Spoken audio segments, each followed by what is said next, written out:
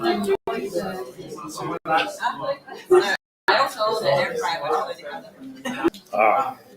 borrowed the Star West, Star East approach to getting to know people. I'm a bonus. Sign it. So somehow we got the busiest group in the smallest room. I'm not quite sure how that happened. You see, this session had been sold out from pretty much the first couple of weeks that this went live, and they've got huge rooms downstairs. So we'll what we're making up for size, we'll make up with content. Hopefully, it's going to be very hot in here. I think it is. Yeah, it feels like fainting. Just wave your hand before you fall off the chair. We'll get some water to you. Yeah, maybe. Wonderful. Well, we'll probably start a few minutes early. 2 minutes early. So I'm recording this if you want to watch it back later at your own inconvenience. So I'm going to just stick it into a Miro board with all the slides. So any of the content that we cover today, including the examples and stuff, this will be completely unique to you guys, and you'll be able to still access it forever afterwards, right? So we're going to try and make sure that we give you as much content that's going to arm you with into the prompt engineering landscape as physically possible. So we started. So I'm on the program committee for Testing United. So a year ago, when this event actually happened last time, we said, okay, next year we'll do some workshops. So both myself, Rick, Emma, who are also on the committee, we all kind of put workshops in there. Now, a year ago, prompt engineering, I suppose, was the hot topic of all topics, right? And I know I heard a few of you saying using ChatGPT for fun, which I've never heard the word for fun before. But of course, a year later down this journey, there's been a lot of workshops covering prompt engineering, and we've evolved, I guess, as a community, we've evolved the content as such to the methods that we're using today. Now, Tariq last year was on the committee, and I've got Tariq's content in here, but like Tariq, people like Jason Arburn, have all been doing these kind of tutorials throughout the year and evolving the thinking as we went along, right? So today, hopefully, what you should come out of the session, which is obviously we've compacted in essence a full day workshop into half day, is actually some patterns that you can take away and actually use on your day-to-day jobs, right? So that's the idea behind it. We'll also we'll give out some goodies once they arrive from said shops, and prizes to encourage people. Now, there's a number of different ways that we're going to do this. First of all, we've got Miro to be able to collaborate with. So everyone here will get a link, QR link, which means you can go in there. You can post your prompts if you want. You can post them anonymously, so you don't need to put your hand up and show your work or anything like that. You can do it fully via the Miro board. Equally, if you've got any questions, you can put it into the Slido board, which we're also going to make available, and then we'll answer those. Again, you can do those anonymously. So if you don't, there's no such thing as bad questions, right? So we'll put those both out for you. So there'll be quite an easy way to collaborate in. Now, we ran this 2 weeks ago in Lithuania. And it was a full 8-hour day, right? Which at the end of it, you were like, yes, I need a drink. This is a lot of content. Now, I'm going to introduce both of us so you can get a little bit more background. But you're quite lucky. I'm going to actually skip to Paul first and come back to me. We're lucky because we've got Paul, who's co-created this content now. I say co-created in the sense of the last week you've been pretty much non-stop creating new content, right? Yeah, not non-stop, but it wasn't that hard. But I mean, I knew what I wanted to say, so yeah, we're in business, don't we? So Paul, if you've not met Paul before, he's been in the industry for a very, very long time. Makes me look like a junior. How many lifetime achievement awards have you got in testing? Just one. 3. Well, that's not good enough, right? But part of it is you started off at the first ever Eurostar. Right? Yes, indeed. Yeah. Because Dorothy, a few weeks back, we were in Vienna again for Automation Star, and Dorothy Graham celebrating 50 years of doing testing, and in the first ever European, who were on the lineup. Okay. Yeah, talking about requirements, which is kind of what you're talking about today. It feels like you're 20 years on, you're still talking about the same 30 something years now. 30 something years. Pretty scary. So I've only got 25 years of experience. I started in the 90s. I've always been sat in the automation space, I guess would be the way to say it. They refer to me as the automation cyborg, sent back from the future to hopefully save the world from bad software. But that's not completely true. The reason I'm putting this slide up, Jonathan.ai, which is misspelled Jonathan, by the way. It's unfortunately my parents were not very good, maybe dyslexic. But you can use Jonathan.ai today, my AI, if you don't want to register ChatGPT. It's actually running Claude 3.5 under the hood. So actually, if you go to that website, you want to register on ChatGPT or Gemini or whatever is your prompting platform of choice, you can just use my one. You can just talk to it. It is a little bit over-entering the temperature, so it's quite fluid, I should say. It's probably a word that I can describe. So that's something. If you want to add on to LinkedIn, that's easy enough. I'm LinkedIn/automation. So if you've got questions or you're wanting things afterwards, I'm quite easy to get hold of anyway. But anyway, back to today's session. So what I'm going to do is I'm going to open up and introduce the topic for maybe 10, 15 minutes at the start, which is going to, you say a stopwatch, but you don't own a stopwatch. But the goal in the background for everyone here, now obviously some of you have got tablets, some of you have got actual physical machines, is either to sign up to something like ChatGPT. If you sign up to ChatGPT.com, you'll have to activate through the email. So if you go to ChatGPT.com, it asks you to either sign in with Google, Apple, whatever, or put an email address in. Now, obviously, you can put a personal email if it's just a garbage one or something like that. But I'd recommend picking something on ChatGPT. You're going to get ChatGPT 4.0, which is the anomaly capability. Claude is here. And I've got another link, which I'll put on later, which has actually got a whole architecture behind it, which means you can look at documents and all sorts of other stuff that's stored in there. So that's the task for the next 15 minutes while I'm just going through. Which I put next 30 minutes. So obviously I was trying to just trying to squeeze more stuff in. So literally Paul said to me, he said, there's more than 5 slides here, which there is. But it's just about 5 slides. We started off at 176 slides. It did. It did last week was 176 slides. We managed to bring that number considerably down. You'll also find when I the Miro board QR code up, you'll find that all the slides that we're going through today are actually open in there as well. So you'll actually be able to see those ones, the ones that were presented screen. Some other other links, Gemini, and a few other ones. If there's alternate. I'm a big, unfortunate because I have the button on my laptop, a Copilot user. So apologies for that. I don't know what it does. I don't think I've even pressed the button on this keyboard before. That's how much I've not pressed it because I'm not even signed in. So who needs? You're not showing it, by the way. I know I'm not showing it, but I was just pressing the magical button. So anyway, so there's lots of alternatives, right? And like I said, any questions you want to ask today, you can go to slido.com, enter Testing United as the word, which is really, obviously you can use the QR code, but you can just put any of the questions in and they will literally interactively just appear on our breaks through our content as well. So we can take questions as we go through. Or at the end, well, I don't know, we've got breaks. Is there a break in this? I don't think there is, but I think we might need one. But halfway, if you begin to flag, I think just wave your hand and say, well, let's have 5 minutes, just get some fresh air. Well, and a bio break, I think. And a bio break. Bio break. Bio. Is that what we call it now? Yeah, it's the political terms. Bio break. Right, I must remember that. It seems you've got to use your right pronouns today. Yeah. Oh, I'm hot on those. So yeah, maybe a break in the middle. Might be a break in the middle sounds like a politic. I think it sounds like a reasonable start. Okay, so I know I see a lot of people going through and registering and getting their accounts up and running, which is good.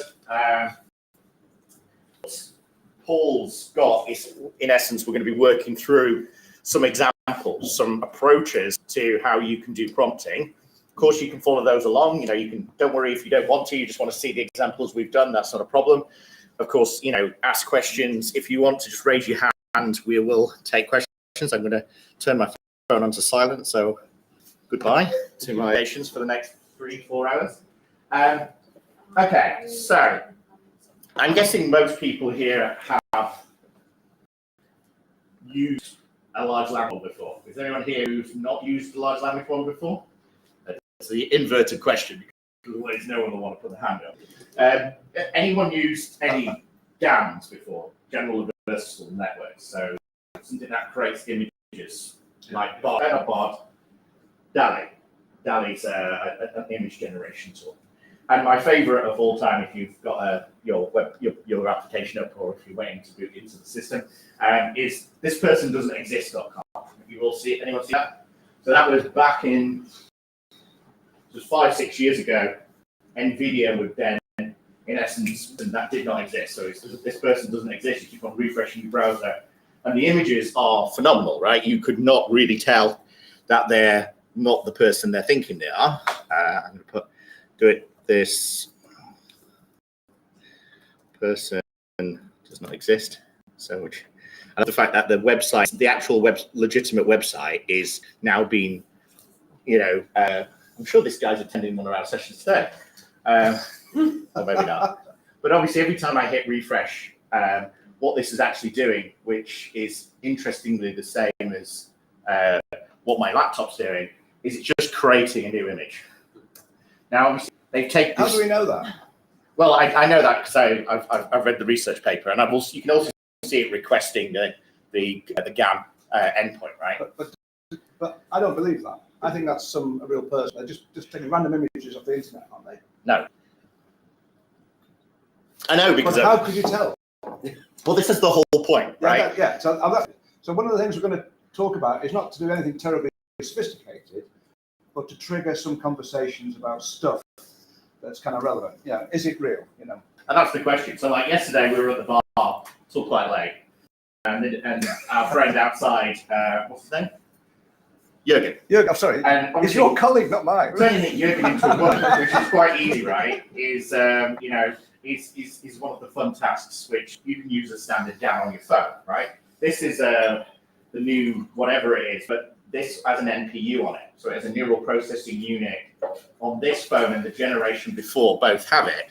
The reason why Copilot exists, which is this little laptop thing, which is again just in essence an entry device. I'm not trying to sell any Dells, by the way, mainly because they're rubbish. If I go into system.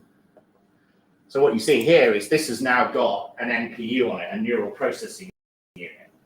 So what that actually means, which is slightly confusing if you read the actual specs, is this will actually do 40 tera operations per second, not trillion operations per second.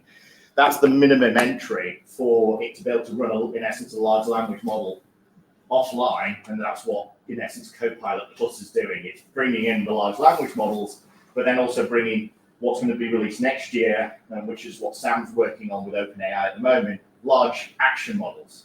Large action models based by the guest is you press the button, the Copilot button, then say to it, create me a presentation for a workshop on AI, and you'll see it just launch PowerPoint, start dragging content in, and it'll drive the actual screen itself. So instead of it being a prompt, it's going to be actions that come out of the back of it. So if you say to it, generate me somebody, a photo that of a person that it doesn't exist, it'll probably just find the endpoint and create an image and then pull that image in from something like a GAN.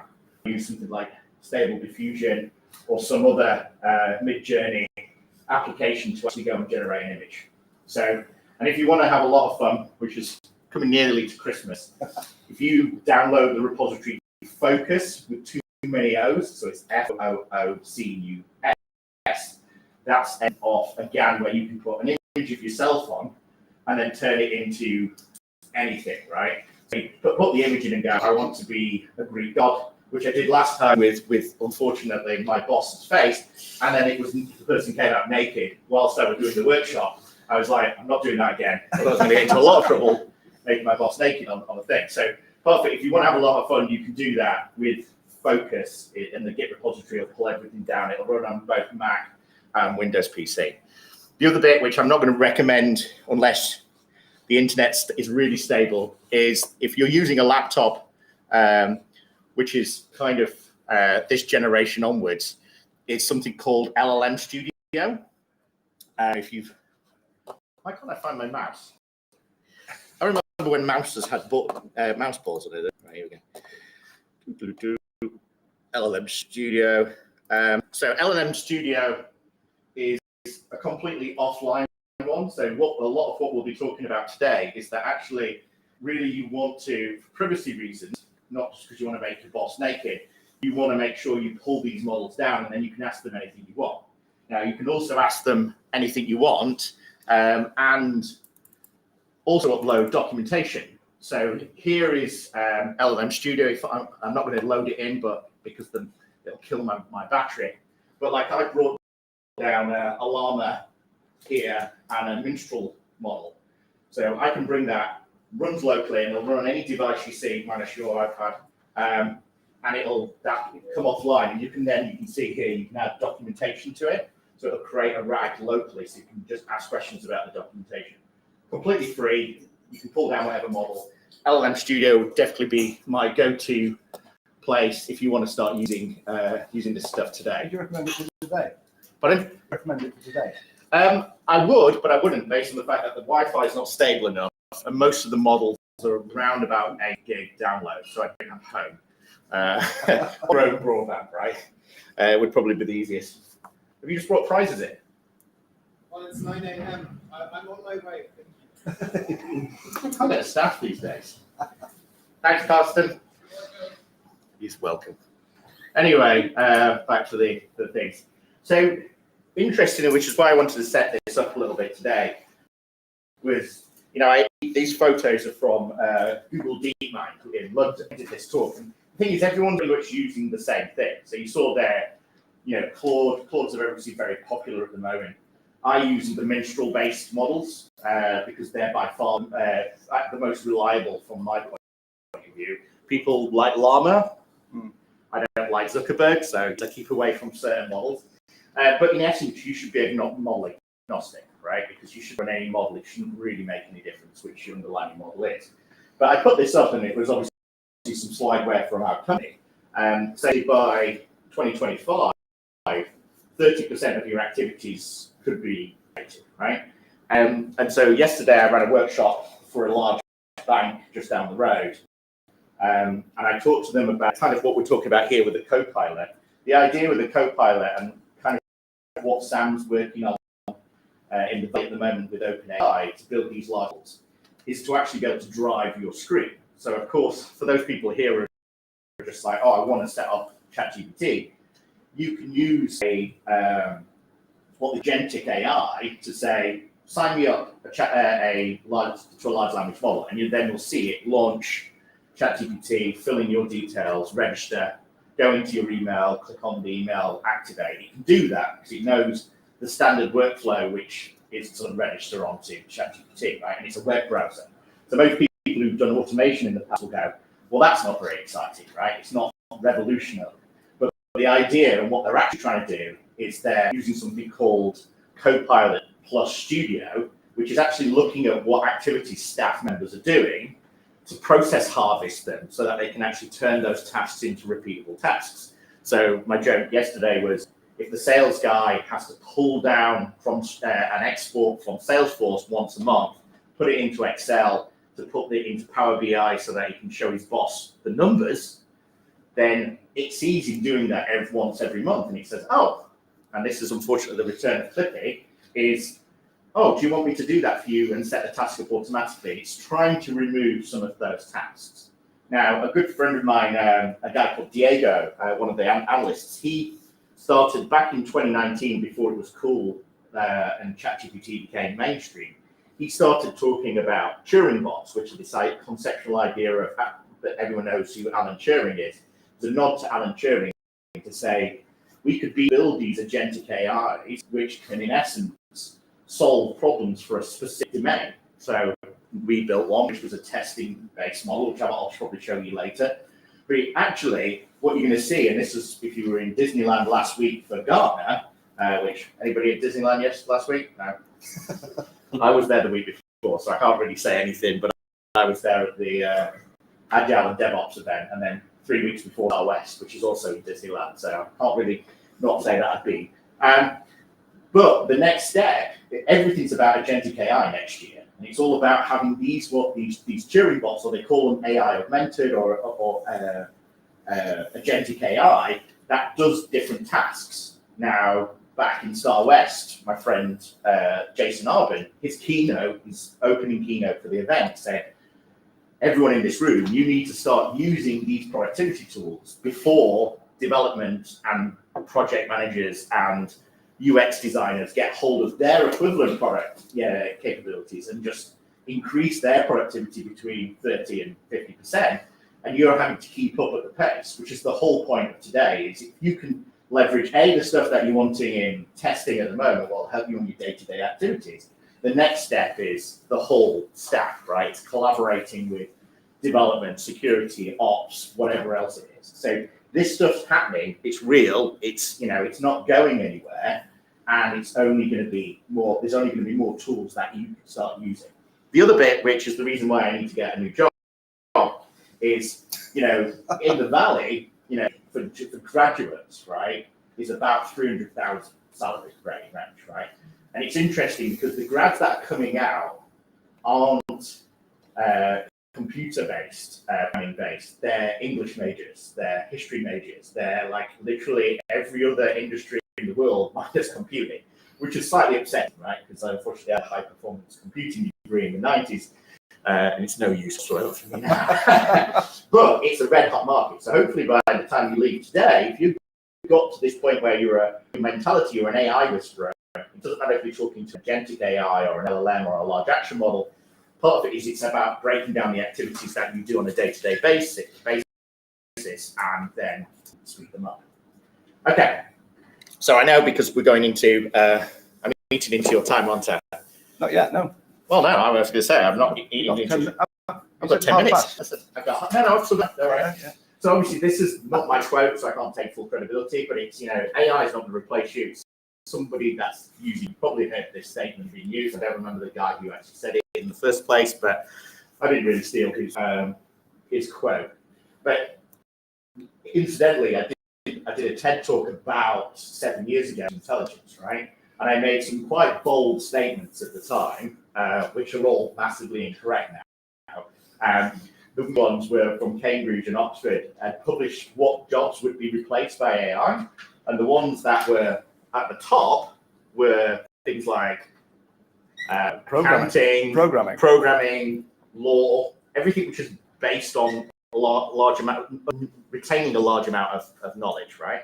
The stuff that wasn't going to be replaced was artists, musicians, and ironically, they're the ones that kind of fell first, right? So, typically, the idea is well, that task's really hard, we'll actually try and solve it, even though if anyone's used Sumo, which is sumo.com, you can go in and say, I'd like a dance track in German about my favorite turtles, or whatever your favorite track is, and it will create a dance track or a classical music piece or whatever else, completely free. And honestly, it's very difficult to know that it's not a real song, right? Or it's not. And now Timbaland's actually his remixes on there, so it's actually really quite high quality. So obviously, Paul's a poet, which I didn't realise is 2 P's. But you can also ask any large language model to, what's your favourite poet? Well, I don't know. And don't say yourself, because that would be a... I can't remember what it's called now. It's a J.B. Priestley one. Or is it W.B. Yeats? Well, I'm obviously used to it. I can't remember. So, well, there you go. Anyway. Oh, one of the Shakespeare Sonnet 73. Yeah, but didn't Shakespeare not actually do any of his work? Not anymore. Not anymore. He's dead, yeah. So yesterday I met up with some of the guys that I did this workshop for. I was wearing a better shirt then, which was in Athens. And part of it, well, it's not the, it's quite appreciate. Let's share. The whiteboard was a little bit crazy, but this was a full-day workshop, and we were talking about kind of architectures of these large language models and large action models. And the important, I suppose, part on this one is what you see in the middle is this language model router. Now, and you can see LAM underneath it, large action models. Is what typically you'll find most responses coming from ChatGPT are cached. So, when you say to it, describe me, name me 10 cats, somebody else has asked that question before, therefore it hits the large language model cache instead of actually running the actual work. But there's ways to force it out of that thing. We'll share some of these tips today about how you can break it out, because as you'd expect, like Google, a lot of the questions that have already, Google search, common Google search being optimized, right? Which is why it's so super fast, right? It's very rare to type in Paul Gerard's favorite poet. There's a seat over there if you wanted to snuggle in, or there's one here if you want. I don't do this, so I can't give you any extra services. One there. These things. You've not missed anything. It's like a jigsaw puzzle, this room, isn't it? So before Paul decides to shake too much of his time, does anyone remember the first ever large language model when it came out? Any guesses when that came out? It's a trick question, and while he's sitting down. So the first large language model came out in 1965, right? So this isn't exactly, I'd say a lot of stuff isn't new. Turing's early work was 1950, when he talked about, in Bletchley Park, just a few miles from where I am at the moment, he published his first AI material, not changed that much. But this is a really interesting example. Do you know this example with Eliza? No. So this was, it was a MIT professor who wanted to see how the interaction with computers and the relationship, it was more of it wasn't a computing, of a psychology-based thing. Anyway, none of the people took that interesting, apart from his secretary, who just got completely obsessed about talking to Eliza, which is why they called it Eliza in the end, because it was the name of his secretary. But in action, it was the first ever artificial intelligence simulator. Looks like you can actually buy an instruction manual, which is quite useful. Well, it probably isn't useful anymore. But for most of us in the room, the reason why everyone's got so maybe too excited about LLMs is because LLMs are in essence a subset of natural language processing, which has been around for decades. But the real difference is natural language generation is actually now getting to a point where it's past human critique, i.e. the whole point of the GAN is to, in essence, show you a picture. The way that image is created of the woman would be to fool the system by showing it images and saying they have a imposter, which actually looks at it and says, is this a real image of a person? And it keeps on regenerating till the system can't distinguish between is this a real image or a not real image. Same thing with LLG, is it's really about the ability for its language to sound a lot more believable by people. It's now got to that point. Now, if I was, the big next thing is something called neuro-linguistic programming. What that is? Yes. Yes.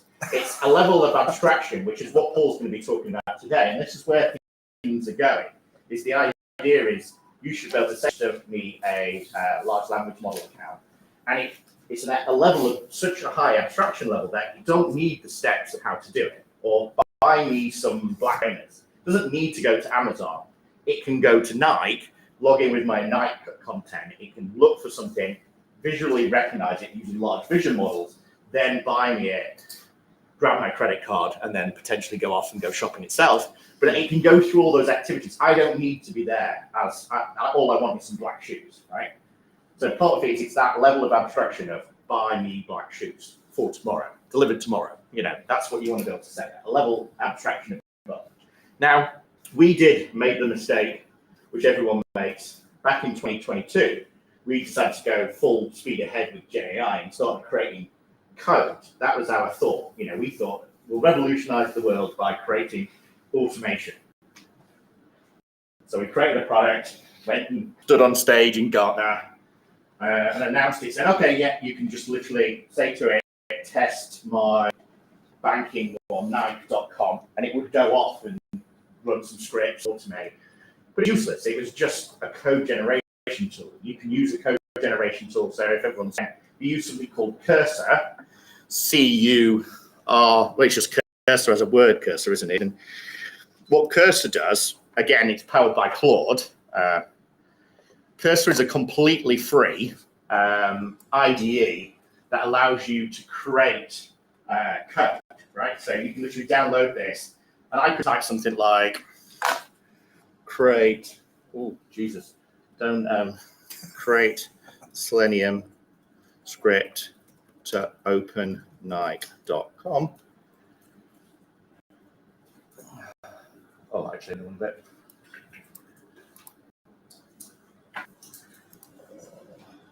Oh, I didn't see it. Wait a second. I have to put this in my window, otherwise I'm never going to get anything done.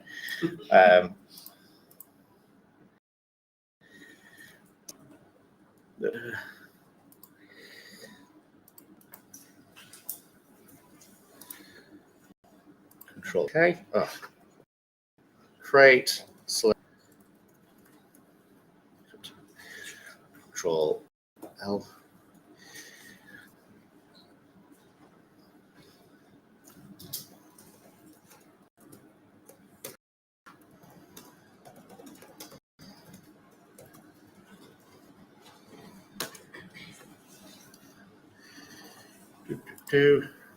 So, sorry, me typing on a screen. So all I've done is just put into the chat on Cursor, create your Selenium script to open Nikon, and surprise, surprise, it's created the code. The difference here is you can actually then move the code across and then literally say, run this, and it then will say, oh, I can't find Selenium. Do you want me to install it? And it'll then get to install Selenium. You know, you can literally apply it, or you can go the other way around. Is if you're running a script and you get an error, it can then fix it and resolve the issues. Again, language, and you can see here that it's just using Claude 3.5 Sonnet to actually the code generation. So again, code generation is easy, but I say easy. It's easy enough to do that. But it's cursor.com is the one to download it again. It's free. But that's the whole point. The hype cycle, Gen AI is absolutely at the peak, right? It couldn't be any higher if you wanted. Now, we're here to talk about Gen AI, but this minus this head, which Apple Intelligence weren't able to get out very well. This is the Gen AI wave that actually only came out a few weeks back, or like 2024, but the first time I've seen it was a few weeks back. And again, a lot of this kind of area on the right-hand side is talking about technique. Again, we'll probably talk about a little bit today, but the big one that's on here, which is worth knowing, is that the big emerging areas, domain-specific Gen AI models, which is something that I never believed in, which is the idea is this industry-specific version. So if you're in healthcare, there's a healthcare tuned version, which Amazon have, which is clinic dot whatever it is, which knows just doctor requirements. And what they've done actually is onto the Google phones. So it's actually in the large language model on the NPU. And you've got offline a full doctor.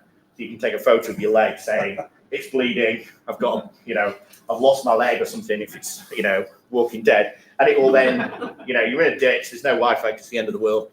And then you'll be able to literally, it'll tell you how to saw it off or whatever. Yeah. Or say, oh shit, you're dead, right? Whatever it can say, right? But the whole point is they're going to create more and more of these domain-specific models, which may help if you're in accounting, finance, healthcare, automotive. Testing. You would, yeah. All right. So now I'm going to move over to the Paul. Are you happy? I'm always happy. I know. Under that, well, it was exactly that 30 minutes, right? It was Lithuania, right? Yeah, that's me. Yeah. We'll take another one so we can put it in this there. I'm going to try do 0.5, I think, this time. You ready for a selfie? Oh, but here we go. Hey. Are they ready for a selfie? Yeah, they're ready. On this side, I can't do reverse angle. Even I have a button.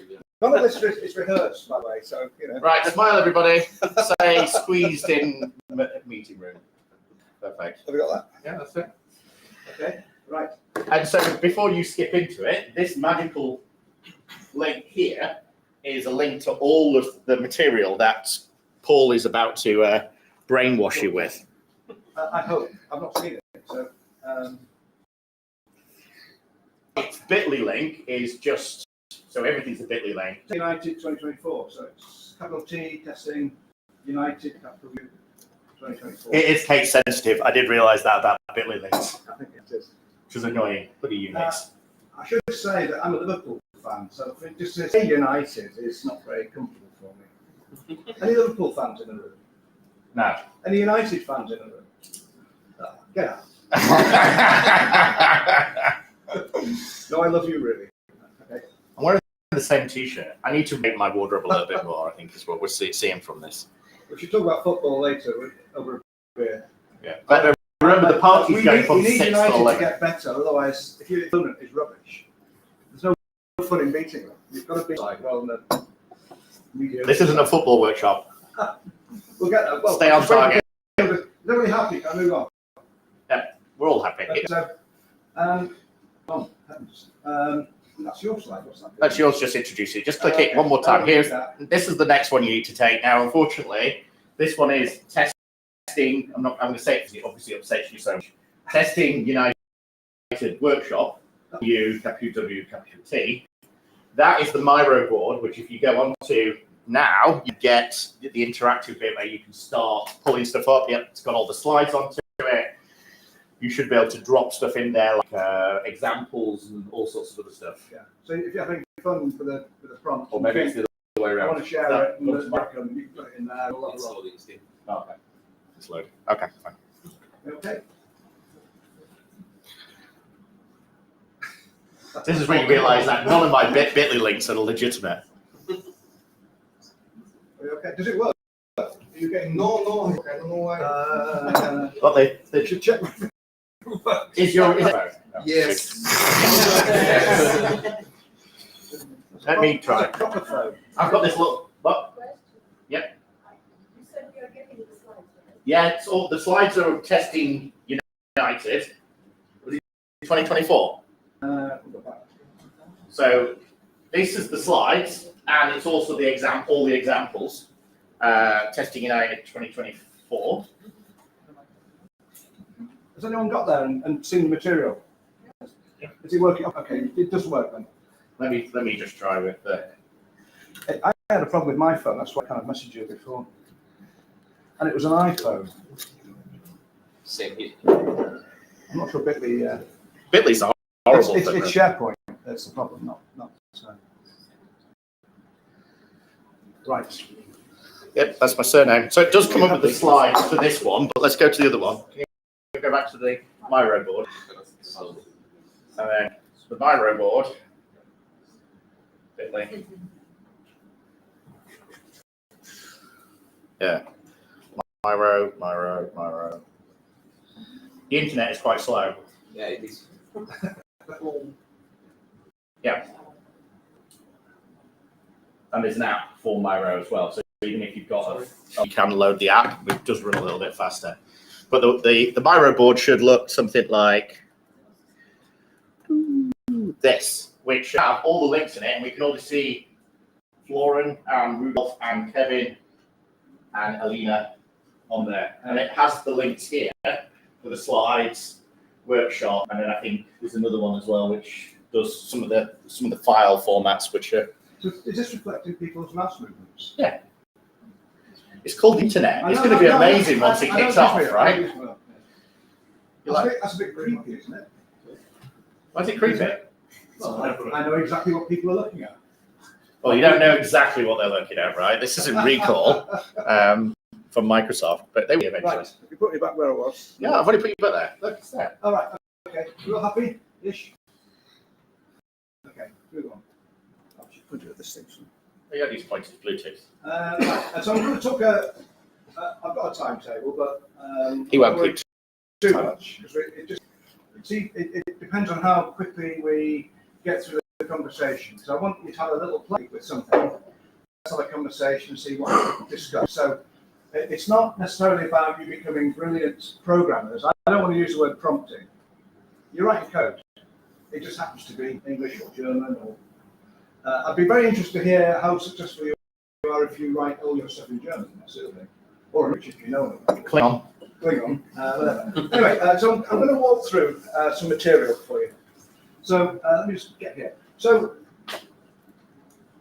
the reason I'm stood here, pretending that I know what I'm talking about, is that I've worked on. I've been doing it for 35 years. So, the reason is we've built some AI-based material which scans internet for testing service providers, looking at the services they provide and how they describe them, and what the pattern is in terms of the services that are on offer and what the characteristics are. Okay.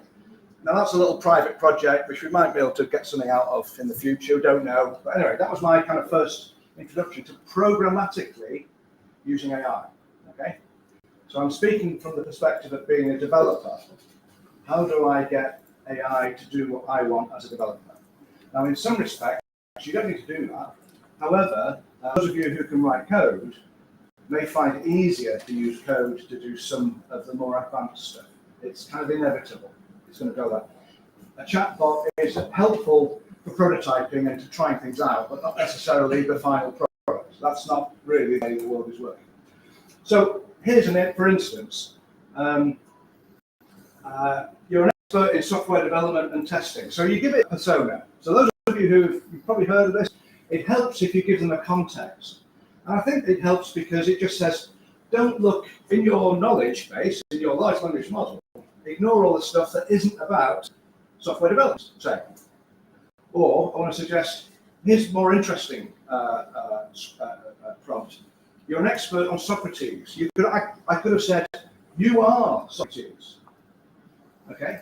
So you might say, are you aware of Socrates writing, whatever, even though he didn't exist, and Plato did no citation in the books, and the conversations that Socrates supposedly got involved in, you can say, you are Socrates. So do you understand the Socratic method of questioning to get to the truth or the meaning of some deep human concept like love? So do you know, everyone's heard of Socrates, right? So we're all in. Not the Brazilian footballer, the other guy, ancient Greek. Ancient Greek philosopher? Yeah, we believe. Although he might not have existed. It's a bit like Jesus Christ. We don't know whether Jesus actually existed. I love how you brought religion and football into literally the first 6 minutes of this session. Look, you get more with us, right? You get more. Right? Okay. So you we can should throw put stuff the at Monty Python philosopher's song on. Yeah. But just because we're going to bounce it off each other, the normal way that I kind of do is always say, oh, you're an MIT engineer, right? And that's the typical thing. You can go to town with this. You can say, you're an MIT professor who specializes in high-performance engineering, computing, and you're looking at a quantum-based problem. You can really narrow it down. And sometimes people say there's levels. The more you narrow it down, the more it's of the tail wagging the dog, as in it'll always try and give you responses. It should be more focused. More focused. I think. It should get you to the answer faster. However, you are limiting what it's looking at. Yeah. So there's a downside. Not everybody is anyway. So why don't you try something like this? If you're actually online, as an example of how you might have a conversation, because I want to show you an example. I think. That's right. Go twice. Okay, so I can show you the conversation I had, but I'd rather you did it for yourself. Yeah. So it's just a warm-up exercise, right? So one of the big things, one of the big takeaways, I think Tariq and Jason and everyone else said is ChatGPT is exactly what it says. It's a conversation, right? And the problem is, I think partly where prompting started going before prompt tuning and prompt engineering came along was everyone was trying to get the perfect prompt. They were trying to create one prompt that said, as a software tester with software developer with this experience, I want you to write me a Selenium script in Python version 3.11 with this, and it showed one. It's a conversation. It works best when the conversation happens. Now, what Paul's talking about and suggesting, and there's a lot of lot of logic behind it. Is getting the large language model to have a conversation with you and it to ask the questions instead of the other way around, as in you're asking the large language model questions. Yeah. So can I talk now? You can. You can indeed. God, shut him up, can you? You're an expert on Socratic teaching, seeking truth or meaning of human concept. Please discuss the meaning of life. Ask me questions. So you're not asking it questions anymore. You want the AI to ask you the question. You give the answers. Okay. So if you want to do it now, fine. Otherwise, I'll just show you what my conversation. I had this a week, 17th, a couple of weeks ago. A bit more. You're an expert, blah, blah, blah. So absolutely, let's embark on a Socratic exploration of love. Why not? We're all looking for love, aren't we? Not today, by the way. Some of us more than others. Okay, to begin, what's the most basic question? What is love? So the AI is asking me, what is love, right? So I have a think, and I said, love appears to me to be a human trait that's evolved to better support humans, to long-lasting relationships that increase the probability and success rate, reduction and survival of the partners. So I'm taking the kind of, what's his name? Professor, what's his face?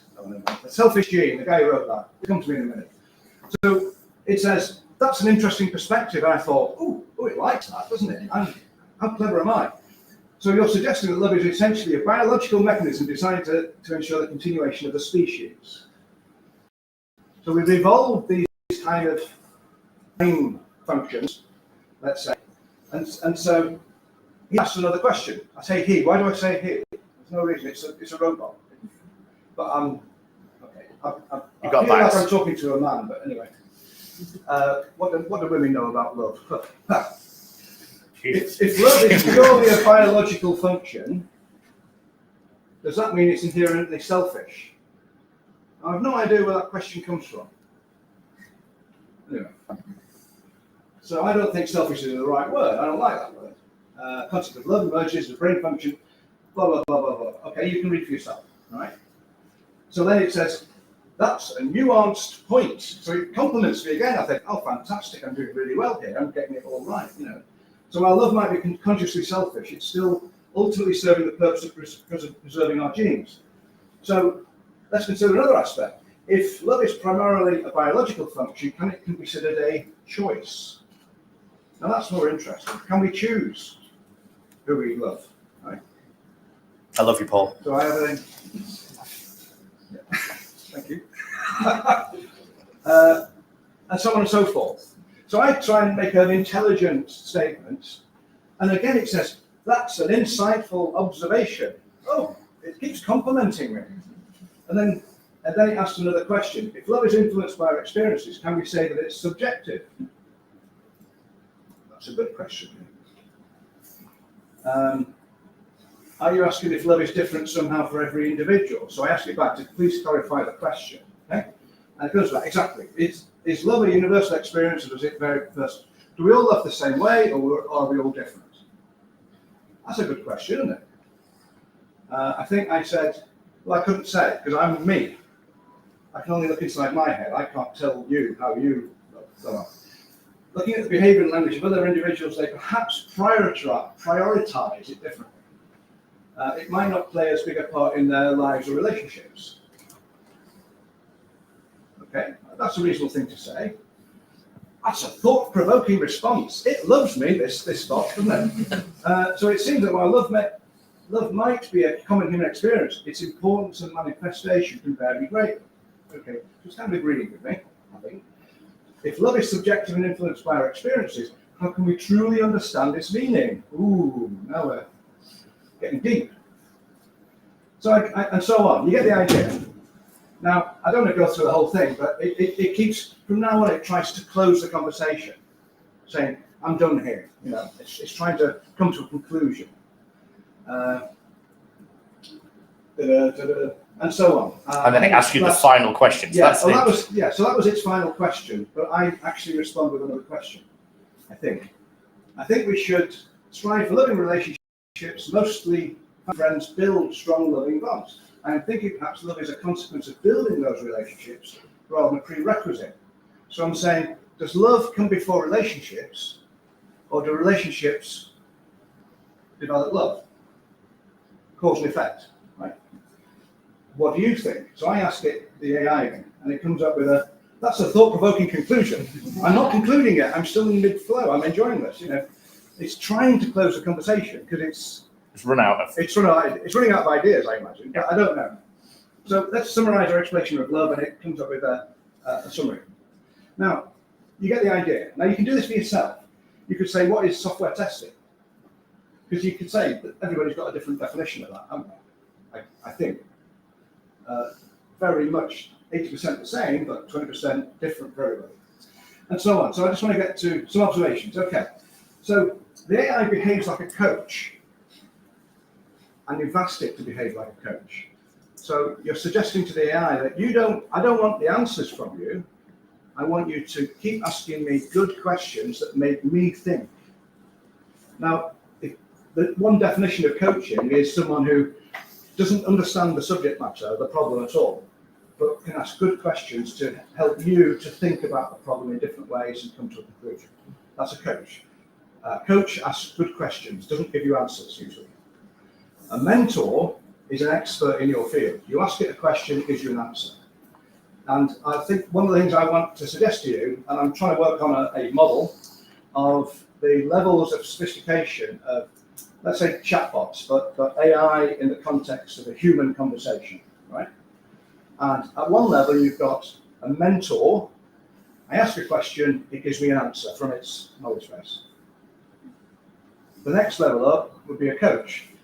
I say, you ask the questions, I'll give you answers, and that will help me to develop a solution to my problem. So I think coaching versus mentoring are two different ways you can use AI. Okay. Now I want to expand that to a 7-layer model. Okay. I can't give the detail now because I haven't written it yet, but I've got a sketch on a whiteboard and a photo of it, and I'm going to develop some. So as Jonathan said, please get in touch with LinkedIn. I connect with anybody. I'm a LinkedIn tart. I never say no. Can I say that? No. No. Okay. Well, It's fine. Okay. So this idea of there's more to it than just asking question and answer. That's not the game we're in. AI seems to understand the difference between cause and effect, which I'm surprised at. Because AI isn't doing any logical analysis. It's just looking for the next word for its response. Yeah. It's not thinking about code when it writes code. It's not thinking about poetry when it's writing poetry.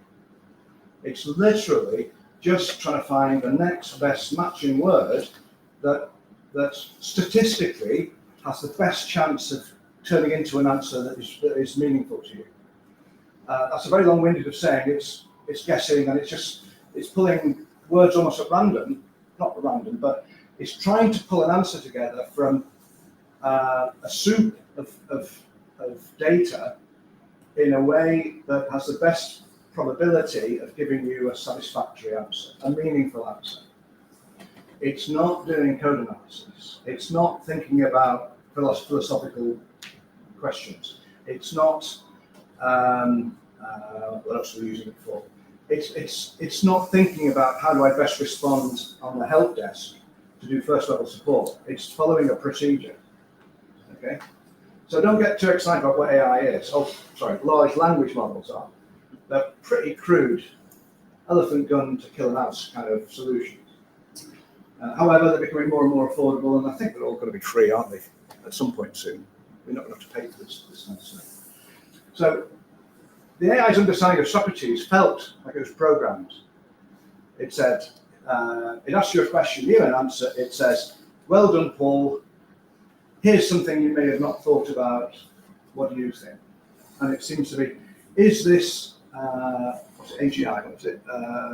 It's not AGI. It's nothing like AGI. But the whole point, and we saw that with the model when we downloaded the LLM Studio, is the instruct part is retrofitted onto a model. So all the large language models don't come with the chat interface by default, right?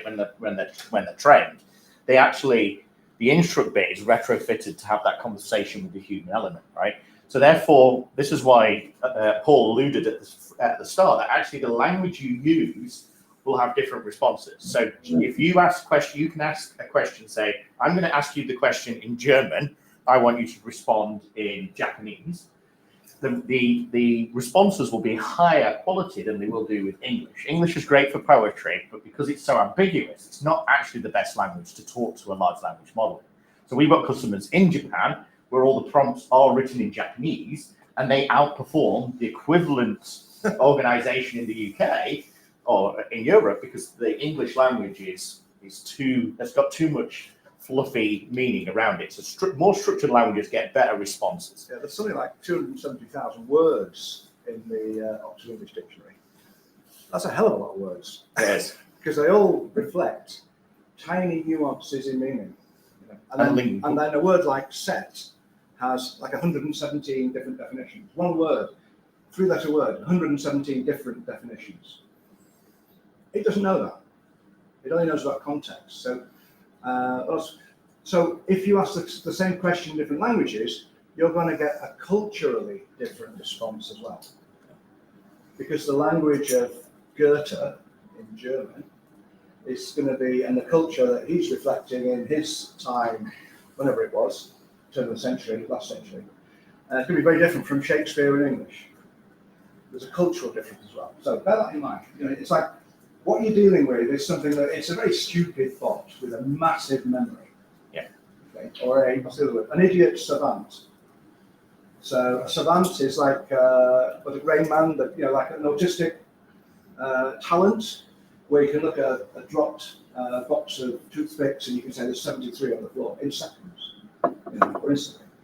Fantastically useless information, but the speed at which the response comes is incredible.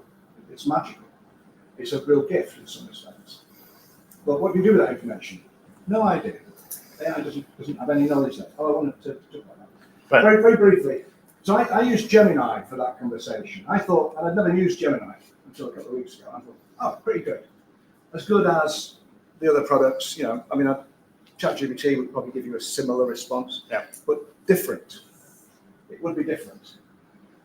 Should AI be used as a coach or a mentor? I think there's a bigger question. There's a scale of sophistication, let's say, of the conversations you can have with AI, with a large language model.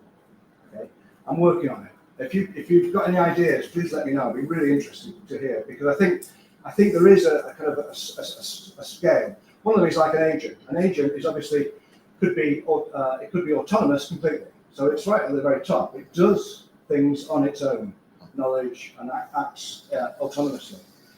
Then there might be some human involvement to keep an eye on it, and you might audit it. And then the next level down would be, I watch it continuously. It doesn't do anything unless I say do this. And so I think there are levels of sophistication of the use of bots, and agents are in that. And as Jonathan said, I think agents are probably the next step. I mean, we're not there yet. I think in five years' time, I think we'll be having very different conversations about what AI is doing for us. Yeah. I think no one can predict that. I don't think. It's moving so quick. It's remarkable. It's great fun, but I don't think anyone has got an answer that is going to last more than a year. Or a few years. But I think. So another good point, so obviously the Omni capabilities, which is the O in the ChatGPT, is different types of input, right? So if you talk to, like if I press this button on my phone and say, eventually, with the internet connection,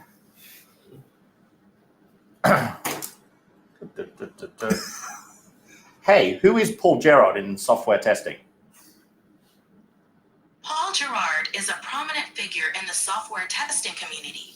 He's known for his contributions as a consultant, teacher, and author, especially in the areas of software testing, test automation, and agile methodologies.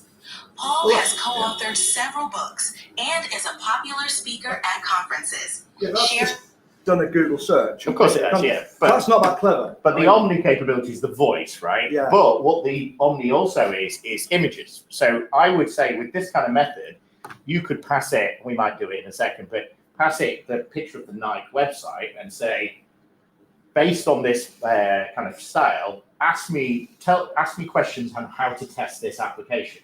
Act as Paul Gerard, and what 10 questions would Paul ask to test this website, and then pass them the image of the Nike.com website or the page you're on, and you could then say to it, oh, what would Paul suggest for the European Accessibility Act? What should I take into consideration there? And it would then say, oh, have you thought about this? Have you thought about this? So you could actually have the mentoring style, but with the context of the screen that you're testing and in a style of a particular person. So an example I did try was, I've written a few little books, little pocket books over the years. And one of them talks about stakeholder management. Stakeholders, testers have stakeholders, etc., etc. And I gave it like about 400 words, something like that, out of the book. And I said, here's some content on stakeholder management. I want you to write a 3,000-word article on the concept of stakeholder management, mentioning this topic. And a few seconds later, it came up with a 3,000-word article, which looked like I might have written that. But you missed the point, which was you said in the style of the person who wrote. Oh, in the style, yeah. So in the same style as this content. Yeah, it read it and then it started writing it in your style. Which is, how does it do that? I think that's really clever. You can also ask it to write a sonnet in the style of Shakespeare about the concept of love and loss and devotion and whatever. And it will stick those words in, and it used all the these and thous and old-fashioned language, whatever. It's garbage, but it sounds a bit like Shakespeare. So it's clever, but it's not that clever. It can't write poetry. It's I don't know what the word would be. It's fake. It's fake, and it's easy to spot. Music's a bit different. Music sounds like, ooh, any idiot could have written that. I don't listen to, I don't know, I'm going to make something up now. House music, let's say, which I think I quite like. But if you say, right, create a song to do with summer dancing in the style of in the house music style, it'll come up with something. Now, there's a guy called Rick I can't remember now. Rick Beato. Rick Beato. Yeah. And he basically did a video. He does videos on the best guitar riff ever, whatever. He'll give you the top 20 best guitar riffs. Or he'll say, why is this Queen song the most fantastic song in the 1980s or whatever it is. He'll do these videos. He does hundreds of videos. Anyway, he started talking about AI and music and why it's a threat. In that it's so easy to create music. And he said, I can't tell the difference between this song and in the style of the Eagles, or something, I can't remember the band, let's say the Eagles from the 1970s, and the real Eagles song. It could easily have gone on that album. And his daughter said, oh, that's dead easy to spot. You can see that a mile away, you can hear it. And it's like his ears are so attuned to what he was asking for. Perhaps he's not independent. He's hearing what he wants to hear. It's tempting always to believe. You always want to believe what people say. Dare I say, the US elections, but that's not always a situation that works. Wowzers. Any more controversial AI topics? makes mistakes. Okay. Can we get AI to check itself?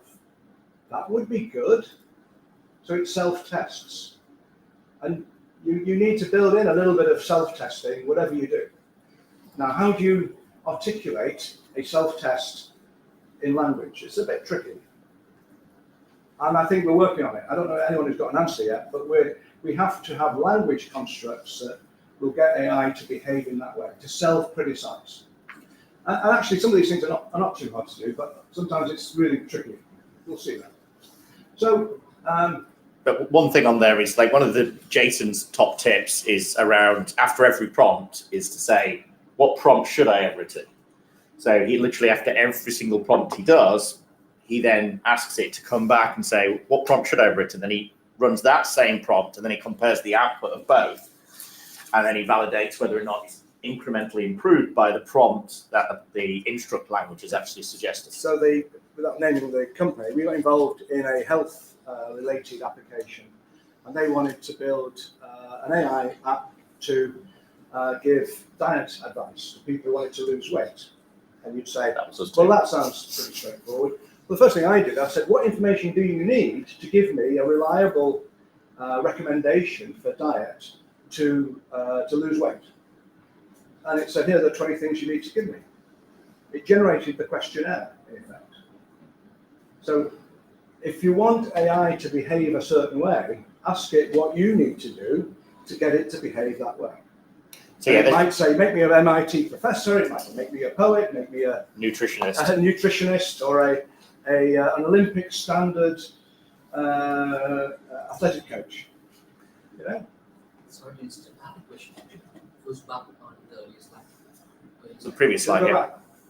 No, with respect to the second question. This one. The one before. All the questions. It has all the questions, AI-Augmented. Yeah. Next one. Oh, sorry. Next.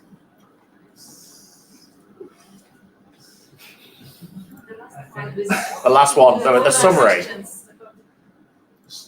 Which Next one do you one. want? I think he wants to go forward. Forward now. You Next got it? one. The summary slide. Yeah. It was the Gemini Impress slide. That's the summary. Now press one more. Gemini. Slide 40. Yeah, that's it. This. One. One more. Next one. Sorry about that. So with respect to that, should AI be used as a coach? You're going to say there's a typo now, aren't you, after all that? My question is, when and where should we use AI as a coach or mentor with respect to software testing, and what's the limitation? Which model will we use for testing? Is that what you said? Yeah. My question is, second one, should AI be used as a coach or mentor? I want to ask when. I think you can do both. If you tell it to be a coach, it will be a coach. So Socrates is a coach.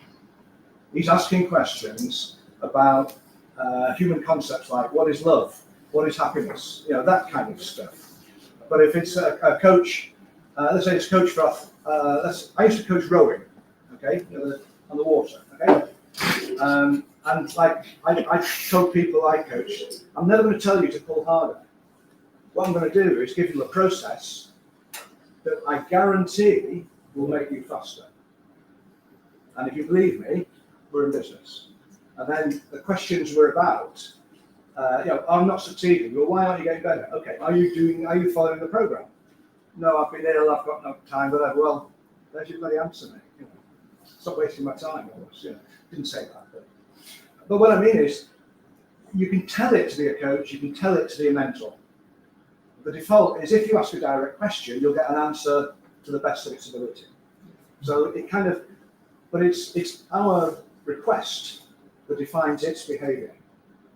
So if we define a request and say, you are a coach, you are this, you are that, it will use that perspective to give you an answer. And it might still not give you the answer you want, but it should home in on a closer approximation. But it's down to you as the user to decide how it behaves, I think. And so, as a bit of a spoiler bit, before you get onto the this is all good, by the way. Very good question. Is good. So Paul next year, spoiling Paul's next year. Do I know this? Is this something I don't know yet? He's going to be talking when he does his talks on the conference season. It will be around, AI, mentor, or test, or coach, right? Or one of the other levels. And the levels, which is what he's going to work on.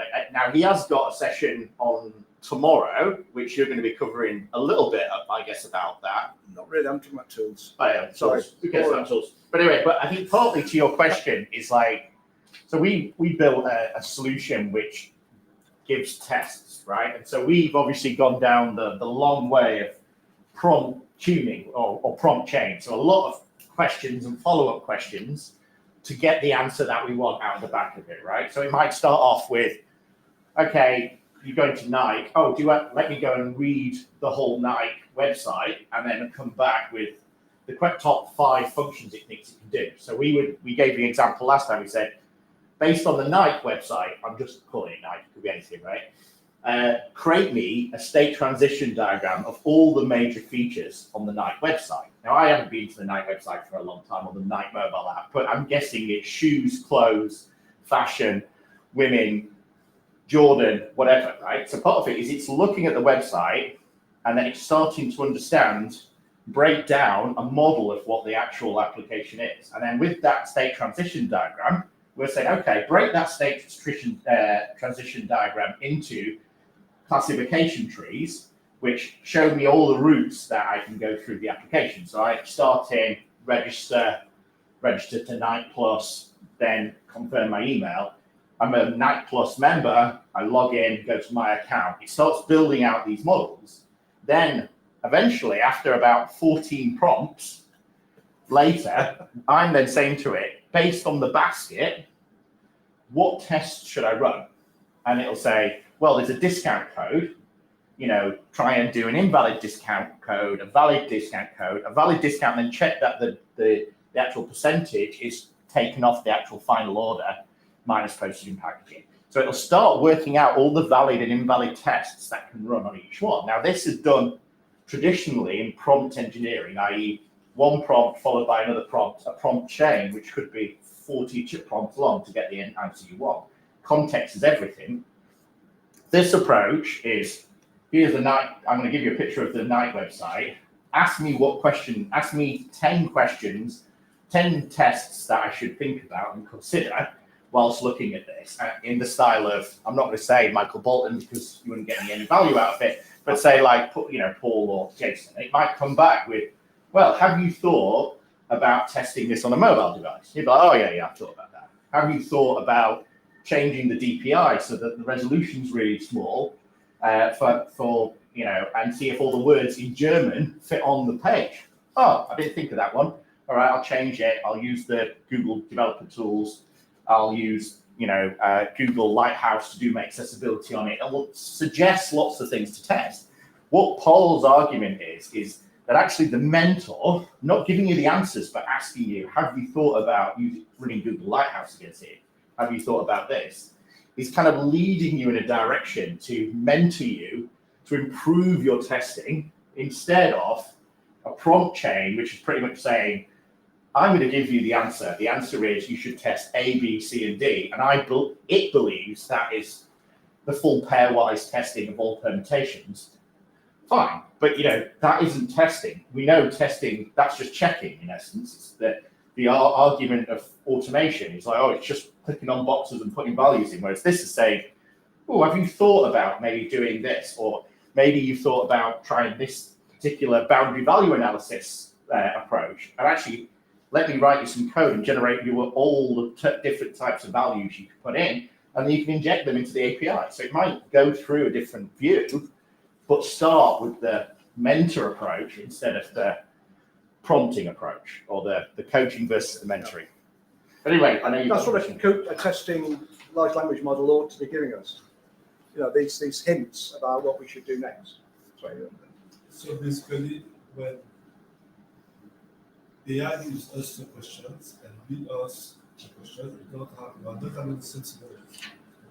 Exactly, yeah. So I genuinely, we're obviously conflicting views, but I genuinely think it makes sense for you to ask you questions, and then you to say, oh, okay, yeah, I'm not focused about accessibility. Actually, I'm really worried about payments, or I'm really worried about, how it looks on the new iPhone Fold, whatever it is, right? Part of it is you're then kind of interacting with it like if you were working with a team member, right? If you think of the three amigos, this just extends the three amigos to the four amigos, and you're having this conversation around, well, I didn't think about that, or oh, wait a second, did we do that last? Oh, yeah, there's a new ticket that's just come in to tell that this is a new change, which should support a discount for special, disabilities or whatever it is. So it's learning and asking you questions. And this is the interesting part about keeping the thread intact. So a lot of people, if you remember in the old days, there's a lot of worry about things like Samsung were complaining about it reading their code. And there's a lot of controversy, which is why we're suggesting run it offline. But once you go into a thread, it remembers everything that you're saying in there. And only if you use commands such as forget everything I've told you, will it wipe that. So in a way, it's already kind of mid-flow of what your thought. It remembers it, but it also forgets stuff, which is annoying. Yeah. Okay. And I'll show you an example of that. There can be a check. Like we ask questions to do, and then we ask the AI to ask us questions about its own guesses. Where you're talking about Gemini then asking the questions to, yeah, why not? It could be a very long conversation. I think there will be models that are domain specific. I think that's inevitable. It's inevitable, you know. So we're all waiting for a test. If you're a tester, we're all waiting for someone to come up with a large language model that it's going to work for me in my job to do what I want to do. We haven't got that yet, but we're going to get one. Someone will build it. I'd like to build it, but it's a big effort. I'm not Google, right? But you know, what you really want is like, what shall I do next? And you want something to just give you a reminder to say, well, ask this question of your stakeholders. Look at this. Can I get on to, let's make a bit more progress, because we'll get into that conversation next. Okay. I want to talk about defo spam. You can ask me, how did it end up that way? I'm going to tell you, okay? But you're going to have to be patient and understand it. 12 years ago, I wrote a book, Business Story Cockroach. No one bought, but it was a methodology. Bestseller. It's hardly, but it was essentially a very thin book, small book, 10,000 words, not very big. But it was an attempt to formulate a methodology for using business stories, okay, in, let's say, Gherkin, but it didn't have to be Gherkin. It didn't have to be like the BDD and cucumber stuff. But that was fashionable at the time. You know, BDD was a big deal. And part of that book, you know, I actually built a tool which no one bought as well. But let's move on. Part of the book, there was a technique called defo spam, and which is an attempt to put a kind of a process together that would help people to review requirements or business stories. I mean, you told me yesterday, oh, some people don't like the word requirement anymore. Okay, well, what do you say? Well, what? You know, how do you say what you require? Whether you're using narrative text requirements or Gherkin stories or something else, some other domain-specific language, don't care. AI doesn't care. What occurred to me is I could revisit this thing called defo spam 12, 13 years later and say, could we plug some of the content as prompts to say, here's some text, which is a requirement, identify all the things that need definition, and so on. So let me just walk through it. In the directory, there's a paper which describes the technique. There's also the whole book. That's why it was never a good bestseller. She gave it for away Well, I for gave it free. away anyway. Yeah, I'll never make money. There's no money in books, is there? Unless you write a bestseller. But the book is there as well. It's full ebook. Okay. I got my book checked today, so I'm not going to say that. Apart from I'll take people out for drinks later. So when you look at a new requirement, okay, so you know, here's a description, whether it's a user story or narrative text or some model of some description, you could say, these are the questions I would ask. And I literally did this in about 10 or 15 minutes, made this list, okay? What do the nouns and verbs really mean? What are the things that need definition in this language? Now, has anybody ever asked that in your organization? Well, good for you, well done. Because if you're the newbie and you don't know what these things are, you have no idea how to use this language, okay? So why not you need a glossary of terms, or a dictionary, or call it what you like, okay? What do these actually mean? What features are being described? I need to know what things I'm going to be focusing on, just to chunk the content. A 500-page requirements document has hundreds of features in. We want to work at a feature level, okay? Because you can isolate them. What outcomes? What does it actually do? What are the outcomes? What scenarios trigger these outcomes? Can we identify those? Are all outcomes predictable from the text? So if I say, if I input A, B, and C, do I get D, E, and F, or is it not clear from the requirements? Can I predict what the software should do? If I can't, I've got a problem, because the developers will make something up, The user will think something else, and the tester will do something again differently. Won't they? That's what we do. Are all outcomes unambiguous? Can I get the same outcome from two different scenarios? Yeah, that's possible. Can I get two different outcomes from the same scenario? That's not good. Okay. And also the language that's used can be ambiguous. Is anything missing? Now, honestly, I kid you not, I wrote that down on a whiteboard in my house, and I thought, what do I do with this? Definition, feature, outcome, scenario, defo span. It just came out that way. Okay, as if by magic. We have a lift in the room. That's nothing. Oh, hello. Am I in the wrong room? Okay, so that's the defo span thing. That's where it came from these questions. Now, the paper basically sets out what you do for each of these activities. And it's not complicated. You can learn it in 10 minutes. It's not complicated. It's just a checklist of things to look at. So now what occurred to me is because it's a fairly simple process to identify all the terms that need definition. That's what AI can do that. Can it identify features? Yeah. Can it identify outcomes? Yes, I'm telling you, yes, because I've tried it. Scenarios. It can identify scenarios, It can do all these things. So, could we help a process with AI to actually validate requirements? I think the answer is yes. It's not 100% reliable, but it takes some of the pain out of reviewing requirements, and it will give you some ideas for things that you should look more carefully at. So I think, and this is highly speculative, right? There's kind of a process. I think there are some human interventions. Let's look at the glossary of terms that it's generated, because it can also generate definitions. And you might say, I like that definition, or no, it's all wrong.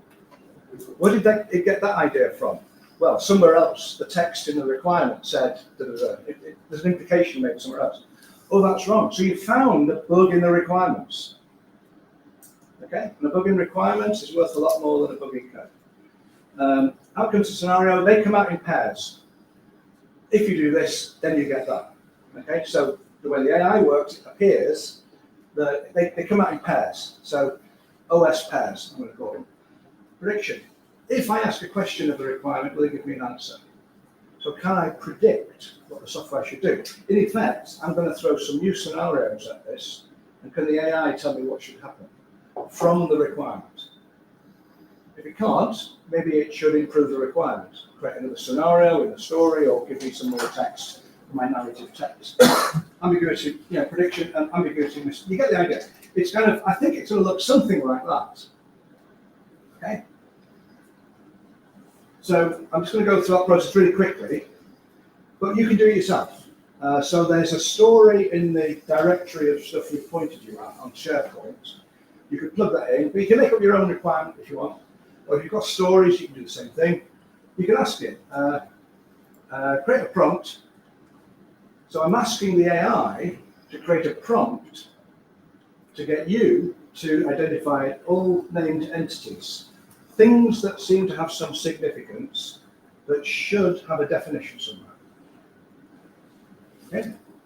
So I asked for the prompt, and I think this is what it came. Oh, wait a minute. Yeah, sorry. So this is how I asked the question. I want you to create a prompt that will trigger a search of a requirement to identify the named entities, blah, blah, blah, blah.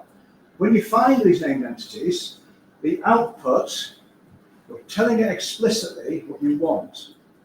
Okay, and how you want it, what format, what content.